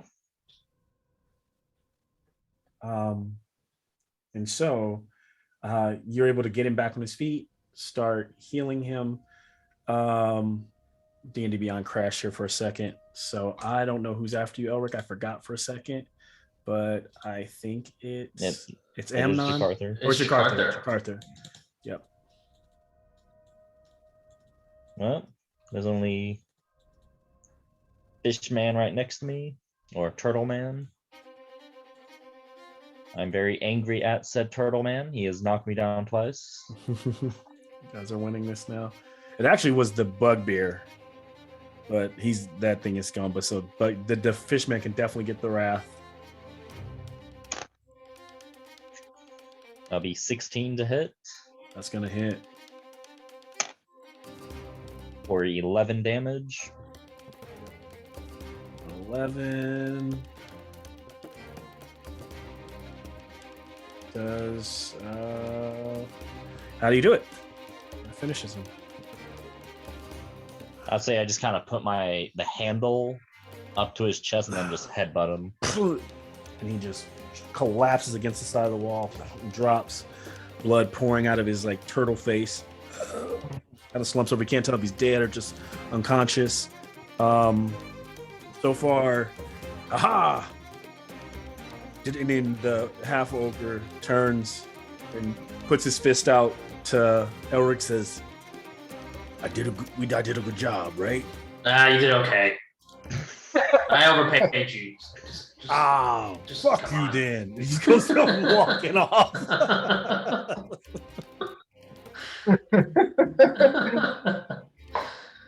I lost way too much money. Alfred, he's helping us. Well, I saved myself from getting attacked, so I stayed up. My whole goal of this battle was to stay up. I'm just gonna start combat now. Bad guys gonna just be like walking up, like, "Where's that money at?" You don't want to get attacked this turn. How much you gonna pay out? Yeah. That's what I thought some of those guys were gonna do. They were gonna pretend to attack you, knowing they weren't actually gonna do it, just to see if you would pay them off. Yeah. I was waiting for it too. I was like, yeah, okay, here, just get out of here. I figured they just were in it for that. They just want a quick buck, and you paid them more than enough. So it was like, I know. they were fighting for one gold coin for the other guy. So yeah, you were offering some good pickings. So they're like, yeah, we're good. And they were just seeing how strong you guys were. There was 2 bugbears down there. Most of them were humans and halflings and stuff. So it's quiet now. I was gonna move my spiritual weapon over to the one that's currently being electrocuted. Oh yeah. He's still alive. He should die, but go ahead and do that. I thought Grom killed him. I thought Grom killed him. He's dead. Grom killed him? There's no more. Okay, cool. Then dismiss my spiritual weapon. And then there's the doors all bashed in. You can kind of see it's kind of open to the house inside. You can see that there were some lights, little candles that are still flickering inside. Place is kind of disheveled. You can see that there's a table halfway against the door that's almost broken from the morning axes of the bugbears, and a chair that's splintered. And you just hear a voice from like a back room. What? Are they gone? Is everything all right in here? Everything's fine. We took care of it. I appreciate the aid. I myself. don't have any money to pay if you are mercenaries that do-gooders or that just want to shake an old lady down. I don't have it. No. Is this from the center house that we heard all that noise from? This is from this house, yeah. Oh, okay. Can I just try to persuade her that everything's okay? Yeah, it sounds like. So what does Amnon say? So, Miss, please just relax. She hasn't come out. Like, you just, right now it's just her voice. Oh, okay. She doesn't show herself. I'll just do deception. Just yell at her and, get back inside. You're telling her to get back inside? She's like, Or just, I just want to know to shut up. Yeah. Oh, pardon, miss, despite what it sounds like, we did just save your door and possibly your life. We're not looking for money, but perhaps you could pay us in information. Just had a few questions, that's all. Everybody wants something. No one's just a regular do-gooder anymore. No one ever just does anything because they have a god that they love. And you hear her kind of like, she can't even open the door. She's like moving the table away. Gods don't pay the bills. Saying, can say that right? That's the cleric. Yeah, right. So she eventually opens her door and lets you all in. She's in kind of a decent like blue and purple like robe and hair done up, mostly all white. She has a pair of little specs that lay really low on her nose, not like the other lady with the big one. She's got like kind of like lay right at the bottom of her nose. She goes, "Come on in, put some tea on. If you're here to So what can I help you with? And she goes, I just want to let you know, you seem to be good enough, but I have glyphs. I can blow this whole place to kingdom come if I decide. So don't get any weird ideas. No, we just wanted to know about, well, the Stone of Galore. I think is in the hands of the wrong people. Oh, everyone in this stone. She goes and sits down. It's not about. I'm not I trying to cursed get. the day I heard about this goddamn stone. It's just it's the wrong people. I think have it and might be coming to you or might have already come to see you about it. They have. What did you tell them or what did you discover? I sent them away. I told them to leave. Who do you work for, first off? You're asking a lot of questions. I appreciate you save a little lady, but you can't just expect me to give what I need. Who, for all you know, this could just be another trick. It could be Xanathar Guild. Here, I'll take out my Harper's badge. Does this help? That helps a little. These are definitely hard to come by. She flicks it back. So you're Harper's. Goody two shoes. All right. I feel a little bit more comfortable. She's putting fiddles with the tea. She pulls out some cookies, some like large, kind of like almost like cracker style, and she hands those out. Whether anybody drinks or not, but listen. Arthur will have some tea and also add some down. You alcohol look from his tired. flask into it. Tired, my boy. And she goes, just give me a moment to, and I'll let you role play amongst yourself. I need to pull a couple notes up here that I got when my computer froze, got pulled down. But just she says, give her a quick second here. What do you guys think? My first battle, I didn't fall. Hey? I'm not surprised. Oh. Thanks, Robbie. You did what you were supposed to. You stayed away. I guess so. Well, I just try to stay alive. I'll have to figure out some different tactics.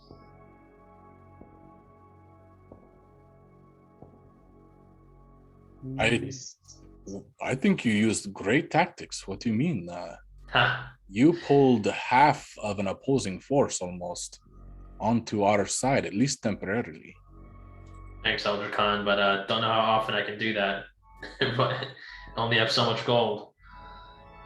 Not a very sustainable strategy, I guess. Resources come and go. Money doesn't need to be the only one. Yeah, next time That's a good point. maybe I'll ask him with help. I'll cast the command spell. So I'll budget that in somehow. My 2 slots. All right. Well, here's what I can tell you. She takes a sip of her tea. I have definitely done business with the Xanathars Guild in the past. I'm not too kind with Zentrum. Believe what you like, but the Xanathar can be pretty. It can be it can be civilized even sometimes. That was not a good display today, but Xanathar's definitely angry. I was told that the orb was going to be brought here, and I waited, and it did not show. Now, I'll be honest, after learning a little bit more about what's coming my way, did it cross my mind to take it? Yes. I could run. I know places to lay low, maybe get my treasure out of Waterdeep. I daydreamed, but I'm not stupid. I knew it would get messy, but then again, this orb, this stone, this messenger didn't show. That leaves me, to be honest with you, if I would have got it, I don't know, it didn't come to me. So now I find myself dealing with the Xanathar, wondering where it is. I'm telling you a lot about myself, though, and you got to understand, I'm feeling a little uneasy, a lot of anxiety. Look at my hands. What do you want with it? How do I know you? I know you're Harpers and all. This one's a Harper. But where do you play into all of this? Where do the Harpers play into all of this? Honestly, we're not entirely sure ourselves. Just trying to prevent maybe this from getting into the wrong hands. And I know they're the wrong hands. I know these people really well. Just trying to track them down and not let them continue to get away with the crimes they've gotten away with. Can't speak for everybody, though. Who has Amnon. Okay. Yes. Does anyone else speak up? When he mentions I can't speak for everyone, Eldricon will just voice up and say, speaking for myself, I am here trying to help a friend, and gestures to Elric and then says, he is looking for someone who means a great deal to him. This orb seems to be the way to find that person. With cute, chubby cheeks full of cookies, I'm going to say what he said. Same. What he said.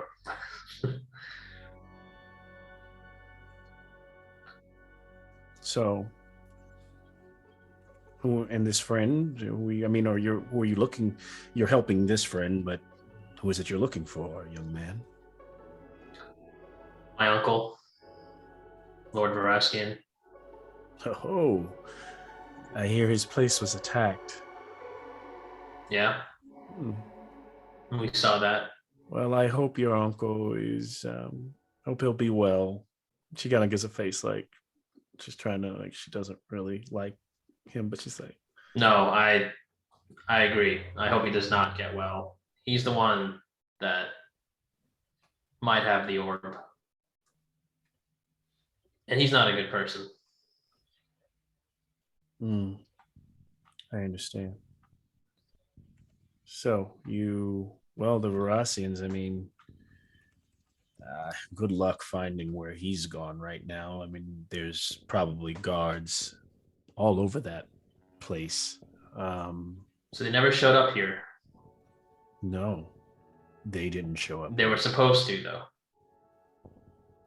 Not the Verassians. Who was? The Zentarim. The Zentarim. Well, the goal, I was told by Verassian that the deal with the Zentarim fell through and that we would be moving along with the Xanathar's Guild. And then she looks and she leans and looks at Ohan or look at Amnon.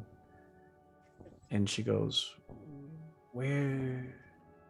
You can see that she's got a bunch of gadgets and, weird things tinkering. So she's like a lady of many, items.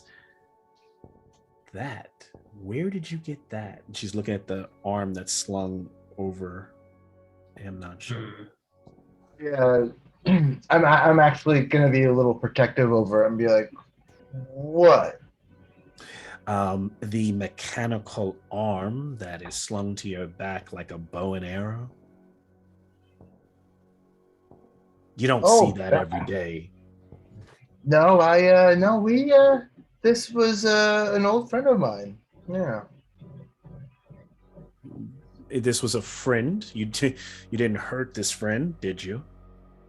You didn't. Oh, me? No. He did. This guy did. He actually handed me the arm. It was great. who are you pointing to when you say hand? Arthur. Jack Arthur. Okay, so you took. It's an old friend, and then Jakarta, you sir took the arm from your friends. What is going on? I never looked up Excuse me, men ma'am. like ladies. I'm having fun. I'm having fun. This is from a warforged that we befriended a while ago, and then was kidnapped. We found him again a little while later, and we happened to have his arm. I'm interested in it, and it is mine, and I will try and get my friend back. Understand. Well, maybe you can be trusted. Come with me. And she walks towards this door here, kind of like towards the south of her room. Everybody's inside. And very, very, kind of moving very slow on her cane. Let's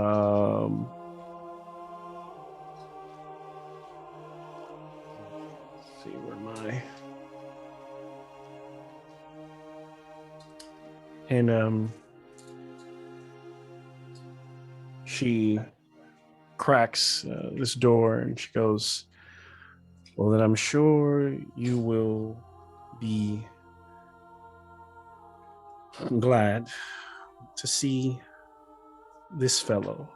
And there in the corner is a brutalized, like beat up, blackened, scorched almost Machina, armless, his helmet in one hand, his metal head exposed.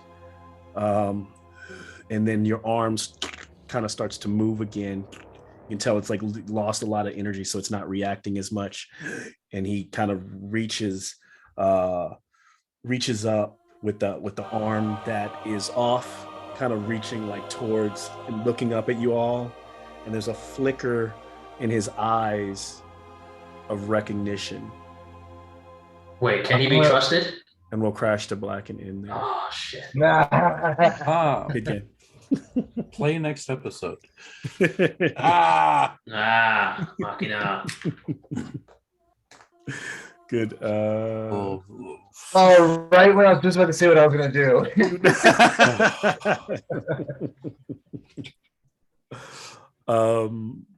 Yeah. So what I'll say is whether he's hostile or not, we will not know till next episode. But I'll say Jameson, be prepared to play him either way. And we'll leave that. Yeah. So we'll do that. Cool. Good. If Craziness. I'm playing him as an enemy, just know I'm gonna be a complete asshole. Bring it. As you should. As you should. All right, targeting the cleric first. Rogue first, then spellcasters. Oh Shit. Find me first. Yeah. Yeah, because those rogues they get that sneak attack damage, and that sneak will attack burst is down a a lot. single opponent. You gotta knock that first. Yeah, that was interesting game. Oh man. And depending on, I wonder if it's still early in the evening, so there's a chance they can hit their cemetery if they're still planning to, depending on what happens here. Fuck, I am almost out of spells. Yeah, well now. Well, I'm going one way or another. Do we need? Are you guys gonna go either way? Because this will be like the second. Ravi's gonna night go they either go. way. Ravi's gonna go either way. He has. Can we do a seance? Do we need HP and spell slots for a seance? Brit. What? Yeah. Potentially. Do it? I'm trying to knock shit off. We're just building every We day. gotta- Go somewhere else and get a new. We gotta knock off every side quest. We gotta do them all. Just on a meta level, I am expecting Malcolm to throw something at us during that seance. Like All I don't know. Something. Tiamat. Don't worry, don't worry. Spectral Tiamat. A Spectral. mini Tiamat. Yeah. Oh man, I mean, if you want, you could go. You guys could go hit the cemetery and then go home and do your. That'll seance. be 3 That'd battles be a in, lot. one day. 3 battles in one day. That would be amazing if we hit Yes, something in yes. the cemetery. Take a Next episode. you take a short Uh, rest, hour walking over short there. rest. You go in there, you see what's in there. You know, I don't know. Oh man, yeah, there's a lot on you guys' plate. Next episode, Demetra and Tempe are gonna ask us what we did. We're like, oh, you want to know what we did? Oh man, I literally couldn't get. Yeah, there's. Yeah, 'cause I didn't want the. I didn't want the. I don't think the intellect devourers leave and come out unless the body's dying. So that's the only reason they couldn't really get anything off earlier. But that was. They were the threatening. The threat is fun. Yeah, damn, Eldricon, you got both of them. If they wouldn't have died, then yeah, Jakarta would have been dead. Yeah, shit. Just there'd have been Well, no. at least Machina was right around the corner if that happened. Yeah. Also, I like the I wasn't trying to outright kill you. By the way, intellect devourer. Yep. Dude, straight up, like, dude, Yeah. Yeah, I was like, you know what? If the dice are gonna hit that hard, then you know what? Let's have it just come out and do its job. And see if Oh, we can God. finish him. Oh man, yeah, I just lean into it.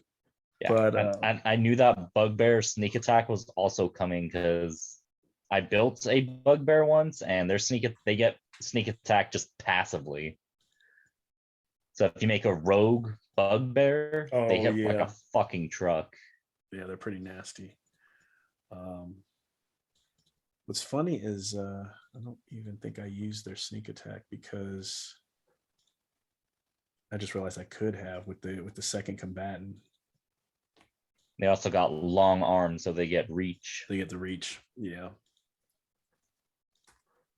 From a non-player's perspective, I feel so bad that Malcolm hasn't been able to use the intellect Cemetery. devour at all. You know what I mean? But Oh, That yeah, would- yeah. that would fuck us up so hard. I was terrified of that. I mean, You I'm guys so glad we wanted didn't get a you wanted chance. Neilhor on your ass, and so now he is. So now you just got intellect devours running around like crazy. So like it probably won't be the last anybody. double. Just let you know that right now. Like, how would we know? I mean, You don't. You How would we won't. even You'll know that never they're- know. that they have an intellect devourer in them. You guys don't even know what they are. So first of all, you guys are actually acting as though you do. Kill this lady. Yeah. Maybe you'll talk to her next time about it. Because you guys are really leaning hard on. Yeah, we got to guys are leaning justify hard the on- means. True. We're killing these things like that, like automatic, like fear. We got to kill this. I mean, it's So a which I'll let it ranged leg. play. It just Pretty- means that I might go harder on. I might not be so nice the way I treat monsters. Hold on. Pause button. Pause button. We're gonna fucking research this shit. Wait. This is good. Let's see.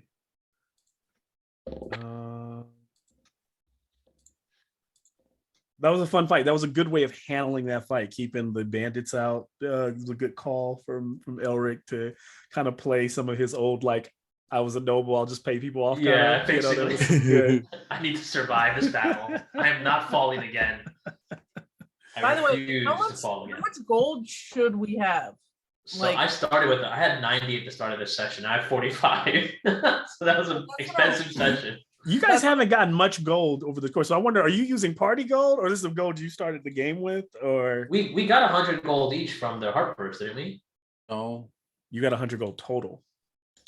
No, I don't know. I had 100. Did I say 100? Let me look. I don't also- think it was 100 gold each. I also have a noble background. I don't know if I started with more gold. You might have started with Yeah, you start with 25 gold with the noble Yeah. background. but you still you throwing gold out like Skittles right now. Well, I don't know why I have it. So How much did- gold do you guys have? I'm over here trying to pick up a job. have that much.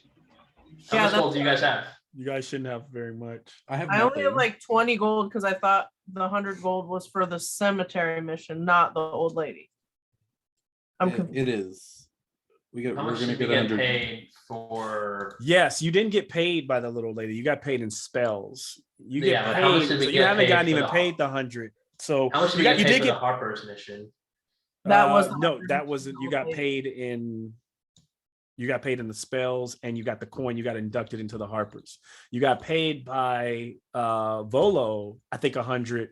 He paid you 100 when you first started, but it's not Volo. 100 each. So you might have put down 100 each. You Oh. might have thought 100. You put 100 on your, but you guys got 100 collectively for that mission, for that I service. love thinking of the bandits that you just paid unwrapping like gold chocolate.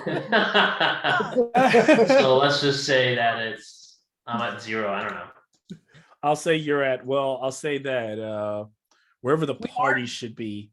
Yeah. It just came out of party Oh, funds. so funny. It's party funds. So we'll say that 45 gold out of you're the 45. treasurer right now. You guys have 45 You guys gold. not want And me then as in addition to what treasurer. everybody else has got, that part you got 45 gold. But we are getting 100 gold after the cemetery after thing. the cemetery. Yeah, if you guys ever completed. That's 100 total. Yeah. Yeah. Okay. And is that 100? Is that 100 each? No, that's 100 total as well. Malcolm, we are never going to buy anything. What do you guys? You guys live off of a gold piece. What are you guys trying to buy? You guys are level 3. What are you trying to buy? A breastplate. That's 400 gold pieces. I literally already spent all my money. Bracers of archery. You know, I would What's like none of a- that happening right now? You should. I would be like a happy. Bloodwell vial, please.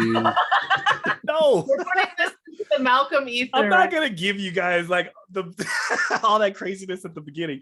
Here's, All right, you we guys need to should start be- our business. We need to start Yeah, our business. You need to start a bit. You could consider that. Here's the thing. What I'll say is, what you could do is decide to fast forward some things. Is maybe when they get back home and they have downtime, what is like the list of things that they decide to do first, second, and third. Some of these things will be in game. Many of them may not be. They may just be like, okay, you went over here, you shopped, you found this, you got this, right? And it's done. We can definitely do some shopping segments. I know everybody doesn't like to do shopping episodes. If it's something, and a shopping segment would be for something like you're looking for something big, you may or may not find it. Anything that's going to be regular, you can just buy that stuff. You think you'd do that like off screen, like maybe through messaging or something? We could do that off screen through like messaging. All right. So is this with your approval? Well, like I did it, like, Alex hit me up about something they wanted to buy, and I told him, yeah, go ahead and just, take the money off of your sheet and buy that, right? Yeah. Now, Okay. if it's something that we can't, I'm not gonna let you keep like, okay, back in the day, 2 days ago, I bought this. Like, I won't do that, but so you might know, like, okay, when we get back, if we have some downtime, this is what we're gonna buy. There is a chance to get downtime. You guys have you open Pandora's box. You're in it now, and the plot is going to just start moving. Now, this whole thing with the stone, you can say fuck the stone, but whoever, it's just going to go with or without you at this point, because you have opened that door. Well, and now we have a narrative reason to find it. Yeah. So that's so I knew as soon as it happened, as soon as you stepped on that, I was like last game, it was like, oh, well, this whole thing about going to cemetery night, this is about to get real hairy because they're going to be trying to manage all of this stuff. But it is because you're now we're trying to find the brassy, we're trying to find the uncle. We just found Maki, and we don't know what's going on with him. There's more information you can get on the stone. You could go talk to Reynard. I mean, there's a lot. So that's what I'm saying. Cemetery seance tonight, guys. Let's just do it. Yeah, let's do it. Knock it out. Knock it out. So did I say Nate? I think I'm just gonna should I just get rid of all my gold? I feel like that's probably the most appropriate thing to do. Shield. No, he said he took it out of the part. Yeah, but like, how do we calculate that? True. That's how much did everybody start with? If you added 100 on top of what you started. No, I didn't. No. Yeah. So Elric did that should have been party money, and then you just say party has whatever. Everybody has their own starting, and then the party purse has 40. Because no, and actually you started with 25, right, Elric? So yeah, plus. So I feel like just for the sake of, I don't know, if it's too hard to calculate, I can just get rid of all my gold. I have 25 gold total. Yeah, I have 20. I don't want Elric to have 0 gold. I'm okay with that. I mean that it's No. like it works. It I'm gonna works say for yeah. the The narrative. party has 15 Last gold. game. So if I take if you take your 25, if I take, you know, the difference is 15 gold. That's 15 gold. That's party gold that you guys can figure out what to do with. That you were throwing away the rest, but I know Uh, Demetra had Machina's starting gold. yeah, she does have his gold. So there's 15 Yeah. party gold or whatever. Yeah. So why don't Um, you have yourself have the 15 party gold? Okay. and that's why I was in those first couple days. We were trying to montage some of those first couple days when they first got into the house, after they got the deed. I know you guys were planning on how to decorate it and stuff. So are you going to open the tavern? Is that the Yeah, plan? that would be a good Yeah. source of income. We Yes, need to we get need House money. of Spirits rolling. Yeah. And if I do have 2 characters, just one can stay back at the tavern each time and run things there while switch off. Well, we got characters. Lift too. We got Lift. He can help out. Lift is a boss. I feel like Lift Yeah. will just fuck some people up. All right. So yeah, I just brought my gold to 15. I feel bad about that. I didn't realize I'm not supposed to have that much gold. You know what? I think there's a breastplate in the ether. So like, Yes. One day. to have 15 gold, because I thought the same thing too with the 100 gold. I was confused on that too. I thought it was Yeah, like I'll try to make for that the more old clear lady next time. mission. Tempe and I need to start our gigolo business. And you all can level up to level 4. Yes. I don't know what I'm gonna do. I already know exactly what I'm gonna do. I already like figured it out. Me too. I thought God. about it. Wait, Malcolm, can I wait? You can. You can be at level 4 and decide when you want to go to level 4. You could do that. I'm rolling HP right now. Because like My I feel like HP he's gets- gonna wait to find out what he's told from the temple, because that's gonna determine what his next step is. Yeah. Oh hell yeah! So we're all level 4 now. Shit. That All right, means if the you're monster- rolling HP, I'm gonna start saying rolling HP. Yeah, roll it. You gotta roll it at the table. Because then and then if otherwise you do standard HP boost bumps. HP's manual. So let me see. I'll tell you what I roll right now. Same. I'm so excited. What are you gonna manage, right?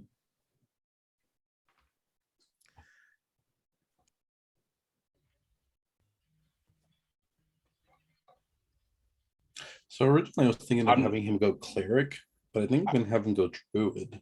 I'm not fucking joking. I will take a picture. I rolled a 5. Okay. Awesome. 5 it is. Nice. Good roll.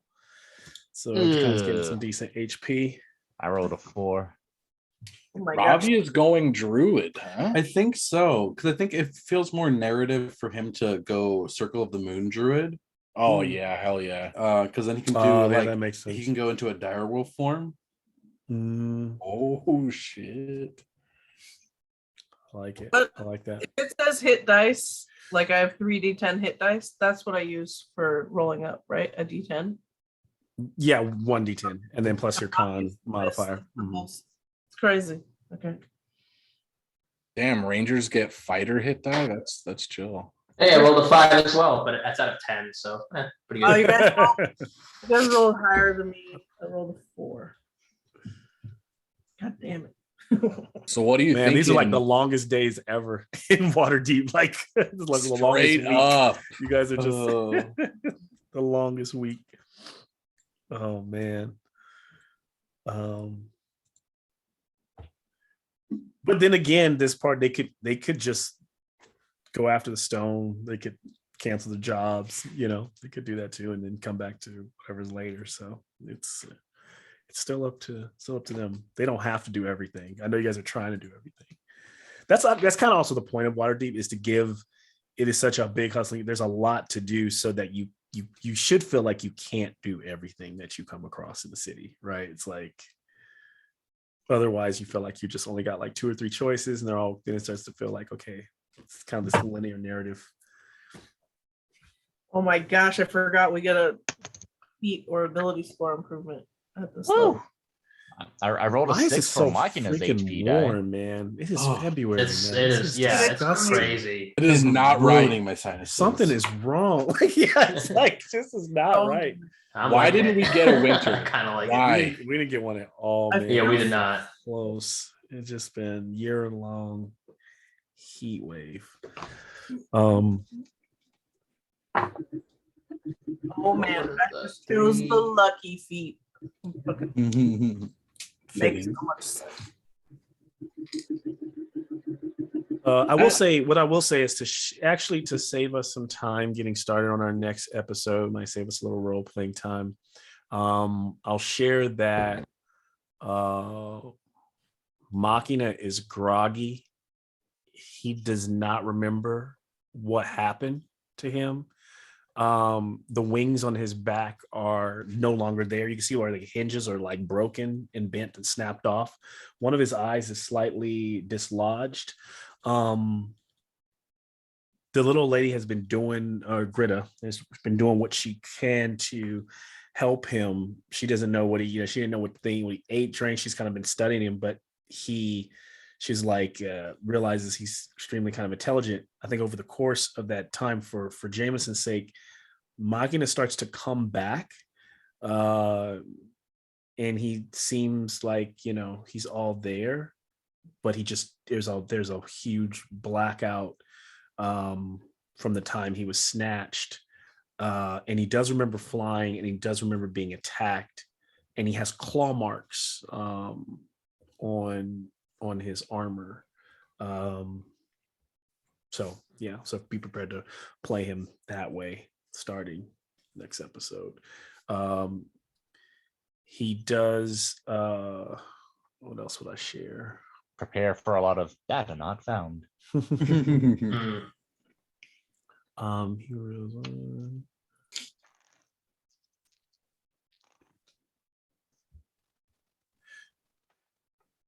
Can I have a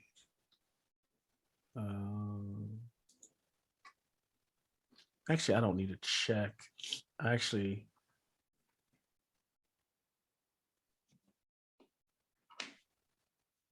I need to roll that. Let me see something.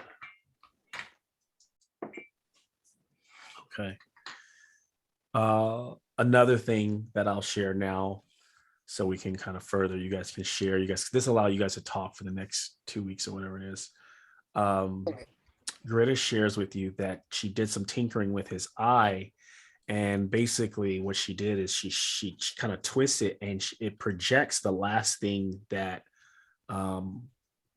Machina sees, and what it looks like, the creatures that are clawing at him, they have wings too, but their skin looks leathery, and it's kind of like shaky cam footage, just so it's like it's projected like this hollow projection, and it's just he's flying over water deep, and then he gets hit by something. It's like boom, and then everything just starts spinning, and then you see the claw, and then it's like another claw, and you hear you see this like large wings. And as he's starting to tumble, you see that he loses the orb, and the thing snatches it, and like you guys play it back a couple times, and you can hear the voice of one of these things say, now we've got it. Now we'll just take it to the Castellanter's mausoleum. Who's seeing this?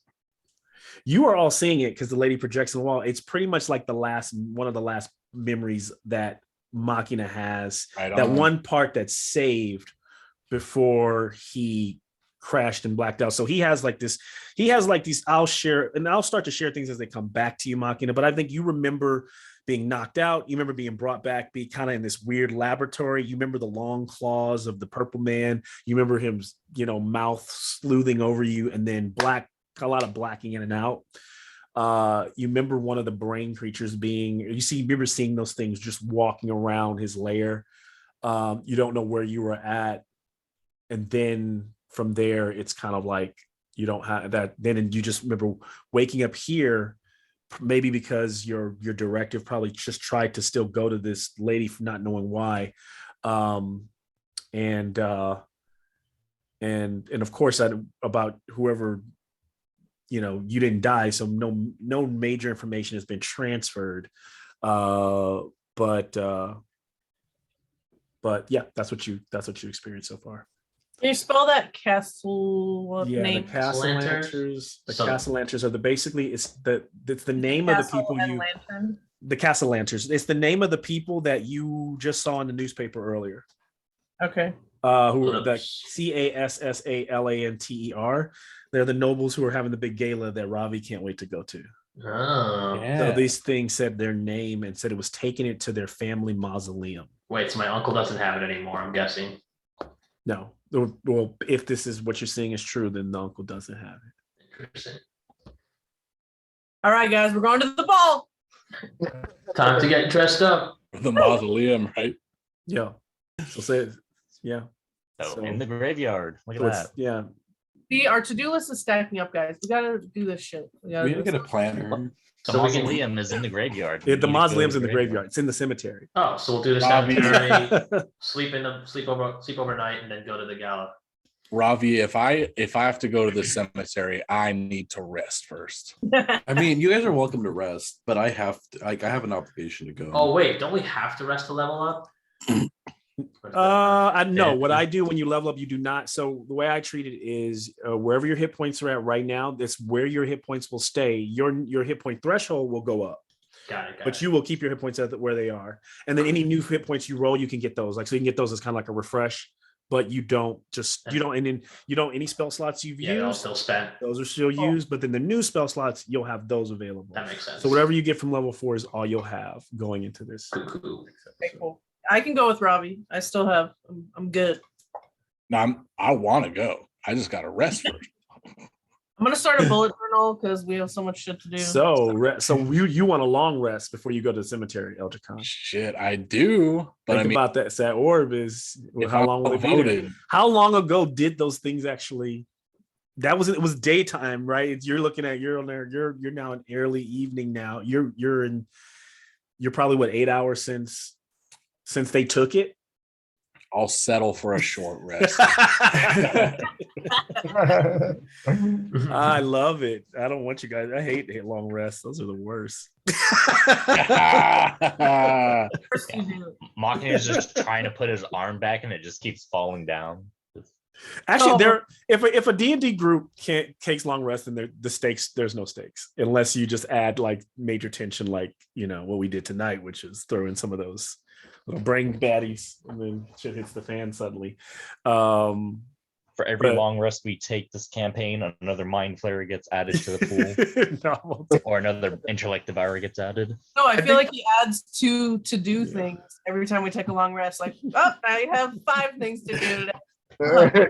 All I added here right now is giving you some direction on the orb, so that should help you decide even more where to go next, instead of because you would have learned that we would have been role playing that for like 40 minutes when the game starts next time, which we probably still will do with Demetria, and for some reason this group will still role play it that way, but it will allow you to you guys can kind of get some of that out. You guys can share with them what you've learned, what you know, and then you can see what else you might want.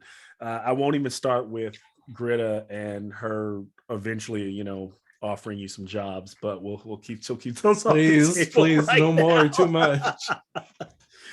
But yeah. Well, on the bright side, Doran von Solark will have to enter another time. Yeah. Is that the guard guy?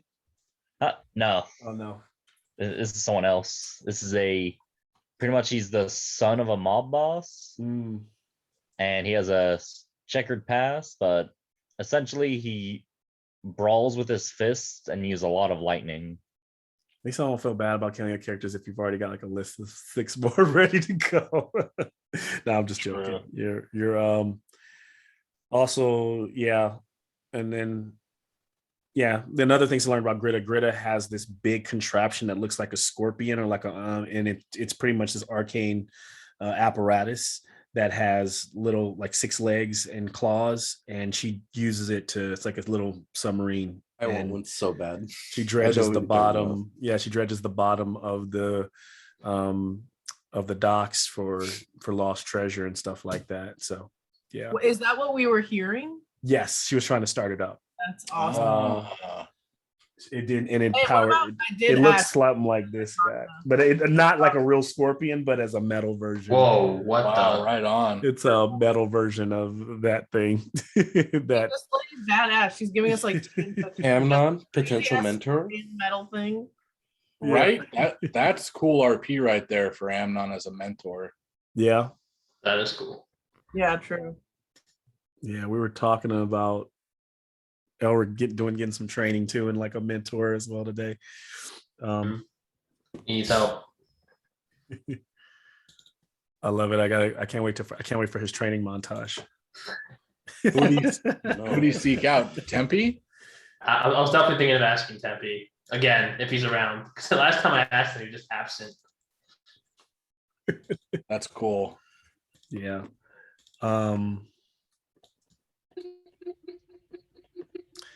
And then this would be a good place. We'll just have that Demetria. We'll just say Demetria and Tempe track you guys back. You Lift tells them where you guys went.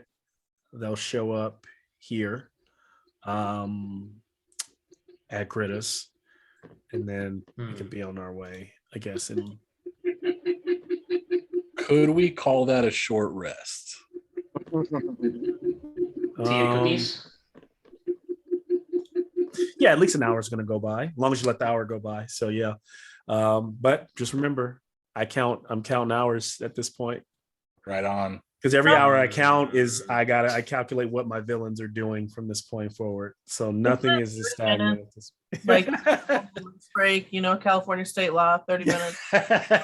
It's like, give us a break. No, you get your short rest in for real. You guys can take whatever time you want. Like unlike a dungeon, I doubt no one. I'm not gonna have like bugbears come in here and bust in and fight you guys.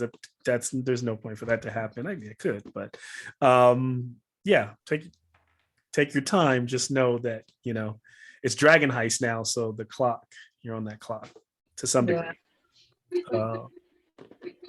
But then again, I don't think all the bad guys know what's going on. So how long that clock is, we just don't know until you get more information, right? So yeah, you guys are playing it. It's going well so far. Thanks for making that channel for us. We've had a lot of fun in it. Oh yeah. Oh god. Every yeah. time I log in, it's like 85 messages since you last. I'm like, I don't know what's going on here. I'm just like looking through, like I'm trying to like find something. It's like, okay, no, that's good. So and so about socks. All right, no, okay, this is good. Okay, it's good stuff. I'm glad you guys. Oh, it's awesome. It was all Ohan's idea. So Hell yeah, thanks Ohan. That was a good idea. Good idea. yeah. We've had so much fun with it. And does that exist for any other campaigns, or is that just You guys are the only one that have one. I've done it Oh, yeah. before. I used to do it when I had like a work campaign. We always had like a team. We had a Teams channel, and that's where they did all like their role playing in between That's cool. in between That's sessions. cool. So that's We're a good. just Yeah. outrageous. I love Yeah. it. We need extra role play time. Like All You the guys time. you guys need role play time. Yeah, you need role play time for your role play time. Like on top Yeah, of it helps us get into character. I feel.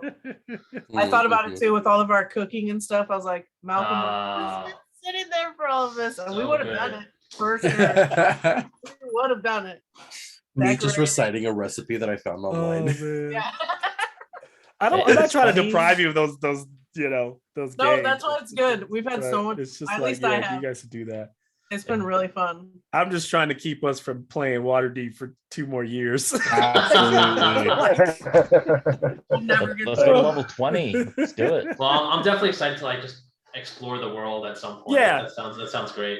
Yeah. and there's going to be a lot of opportunity. Like I said, definitely not going to rush it, but at the same time, like this is one of those campaigns where it's like you can take as long as you want because the city is just so big and there's so many things to do. Yeah.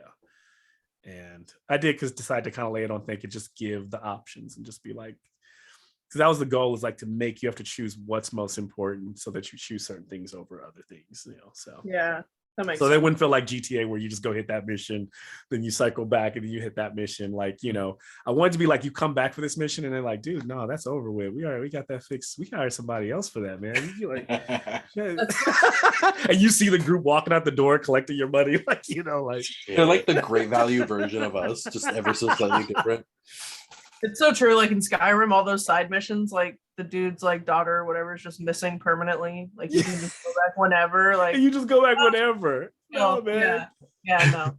So a guy, somebody hit me up on my Instagram, and he was like, "Hey, sometimes people hit me up and ask for like my ideas or advice." And he's like, "My party, I was really trying to get them. They're supposed to go save the town master's son." And I don't think my answer is what he wanted to hear, but he was like, "They're supposed to save the town master's son, but like they should like only about one like encounter into this cave, they strategically, he said they strategically retreated." And they went back, and he's like, "How should I play the town master?" I said, "I would be pissed if I hired adventurers to go save my son, and after like they fight some goblins or something, they go, yeah, we got to go home and rest. They go back to the town." I'm gonna be upset. I might either I'm gonna start looking for someone else, or I may not respect them. And then I said, and also there's a good chance that their son is dead now. Yes. And he was like, and I could tell he didn't really like think of it. He was like, I don't know if I want to kill the son. I was like, but you kind of should now. Just kill him. Roll for it. See what happens. Roll for it. Let the dice tell you. Yeah, what happens? What happens in there, or what do they keep? But yeah, and at the same time, I was at the same time. Let me say, he shouldn't punish them for retreating. If they did, they made their own choice. But just the world should just react to that, just like we react to them winning. That's all it should be. So it's not the world should just continue to react. So yeah. Also, it's funny that you mentioned Machina's holographic display eye, because that's how he was going to use the spell Mirror Image. Really? Awesome. Oh, thank you. I totally, yeah, that was something I made up like last week. Now we know. Yeah, I imagine that that it was, he had this way to display this part of his memory. And I was going to do it like all in game and stuff, but we had been playing for a while, so it was time to close it down. I've been thinking of mechanical and sciencey ways to do pretty much every spell I want to do. Interesting. Nice. Well, for the haste spell, it's pretty much everything goes into overdrive, and that's why he has to take a turn off actions after using it. It's just mainly casting these spells on other people wouldn't make as much sense. Yeah, that'd be weird. Yeah, you have to figure out. That's so why maybe you kind of role play and commit to. Do you commit him to playing where he casts them mostly on himself, or I mean, that was the plan. Let's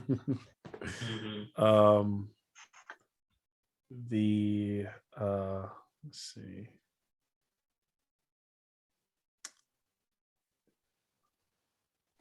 I think I have a picture of the castle lanterns. Just to mention. How are we gonna afford nice clothes to go to this gala?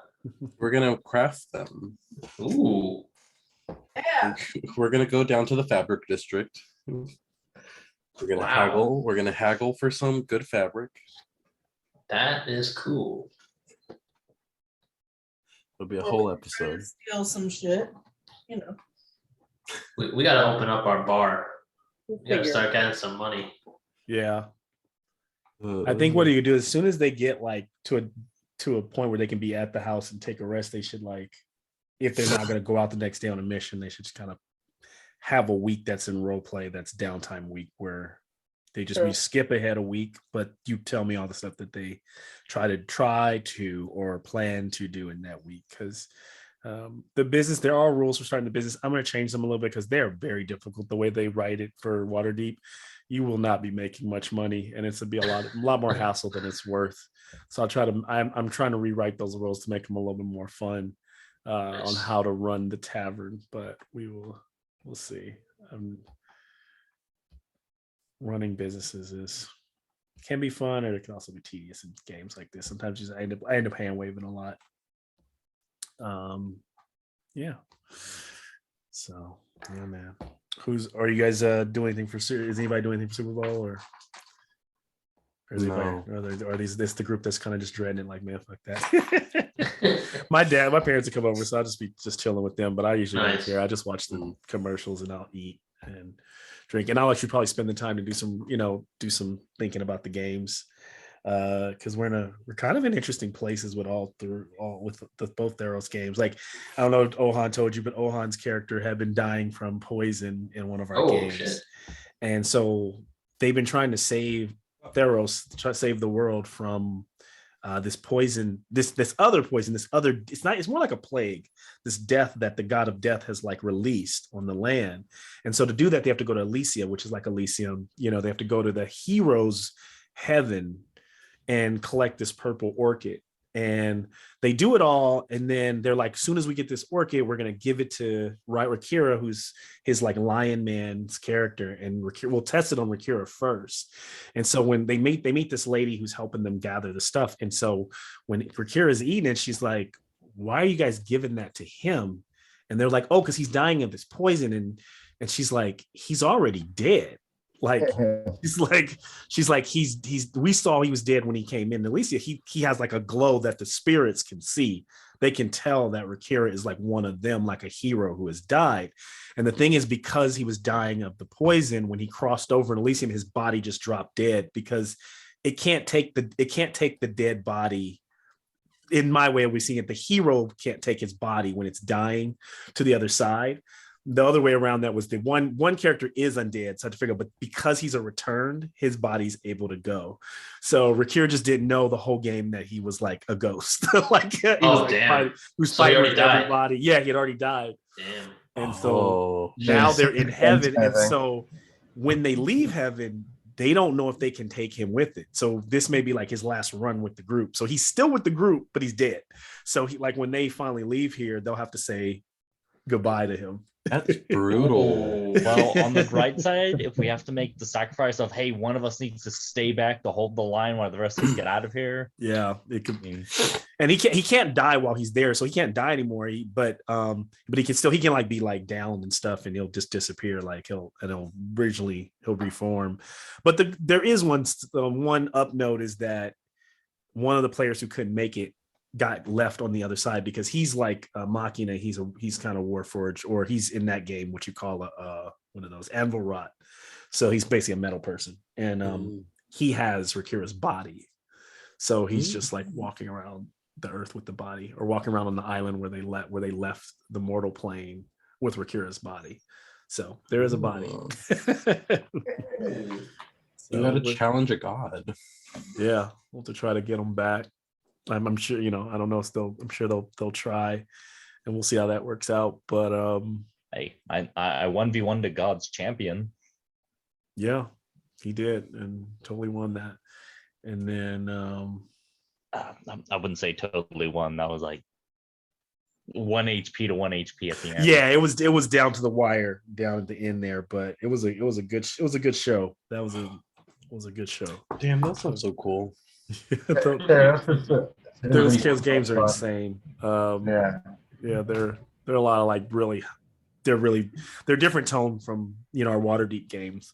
How's the other Waterdeep campaign going? That was fun. They're all beginners, and I treat that it's not open. Like they make a few decisions at the end of each game, and then I tailor those decisions like a game for them. Because it's played at Bar Louie, so it's still not railroad, because also the same people don't always come back. So when people don't come back, you have to create what everybody left over and then turn the next game into like a fully flushed out kind of almost one shot, right? So they actually did this section. They've done the sewers. It's always been a little different, but they don't nearly have as much. There's not as much intrigue and stuff going on with the characters and stuff as your story. It'll run away in the middle of the night. Yeah, none of that. There's it's very much straightforward Waterdeep. Other than they killed Raynor in the first episode. One of the guys shot him in the head. So Raynor's like almost a villain in that. He's like an anti-hero because he doesn't like them, but he wants them to help him. But he did kill the party member. The one guy who killed him didn't come back. So he had him arrested and hung because his family resurrected him, basically. And so he has but he still lost his eye. So he has like one eye, whereas so it's a different type of rain. Wait, one of the players' characters got hung? Yeah, because he Okay, killed damn. Raynar. He was a little goblin, and the city watch Damn. arrested him at the end of that episode. But since he never came back to play, I just had him killed Oh, off, got it, and got then it, got shown off to the rest of the players to know, like, don't fuck with me anymore. Like, don't do that. Nice. Because Raynar was begging for his life. He had been kidnapped by those guys, and they found him, and then they started talking about, like, should we kill him? And he was like, wait, what? Like, are you guys having this conversation? So he just ran for the door, and then they just shot him in the head. Like, not they, but one of them shot him in the head. Incredible. Wow, It was it's ridiculous. insane. And then the city watch showed up, and then two of Naturally, them ran. And a beginner who just comes for one session. oh yeah, of course that's what you do. Kind of reckless stuff that Shows up, kills them Rainer, in refuses to trouble. elaborate, leaves. Yeah, but then theirs is starting to split where, like, I don't like the some of the similarities with yours is now starting to diverge based on some choices. So like their villain and stuff like that may be different. I mean, you guys created a villain for your campaign, so I mean, with Nilhor, I think you guys got your own special Waterdeep villain that you won't find in any of the other books. Well, if we're like 6 episodes. I mean, he is in the book. He's just not the main villain in the book, but he's taken a deeper approach to. Nobody drop kicks his pet. Why is he still there? Yeah. Yeah, that was another thing too, because I felt I purposely didn't use the Devourer at all in the first. I even like passed its turn and had it like walk, and then when it got kicked, I was like, I'm definitely gonna try to use this thing next time. Oh, God.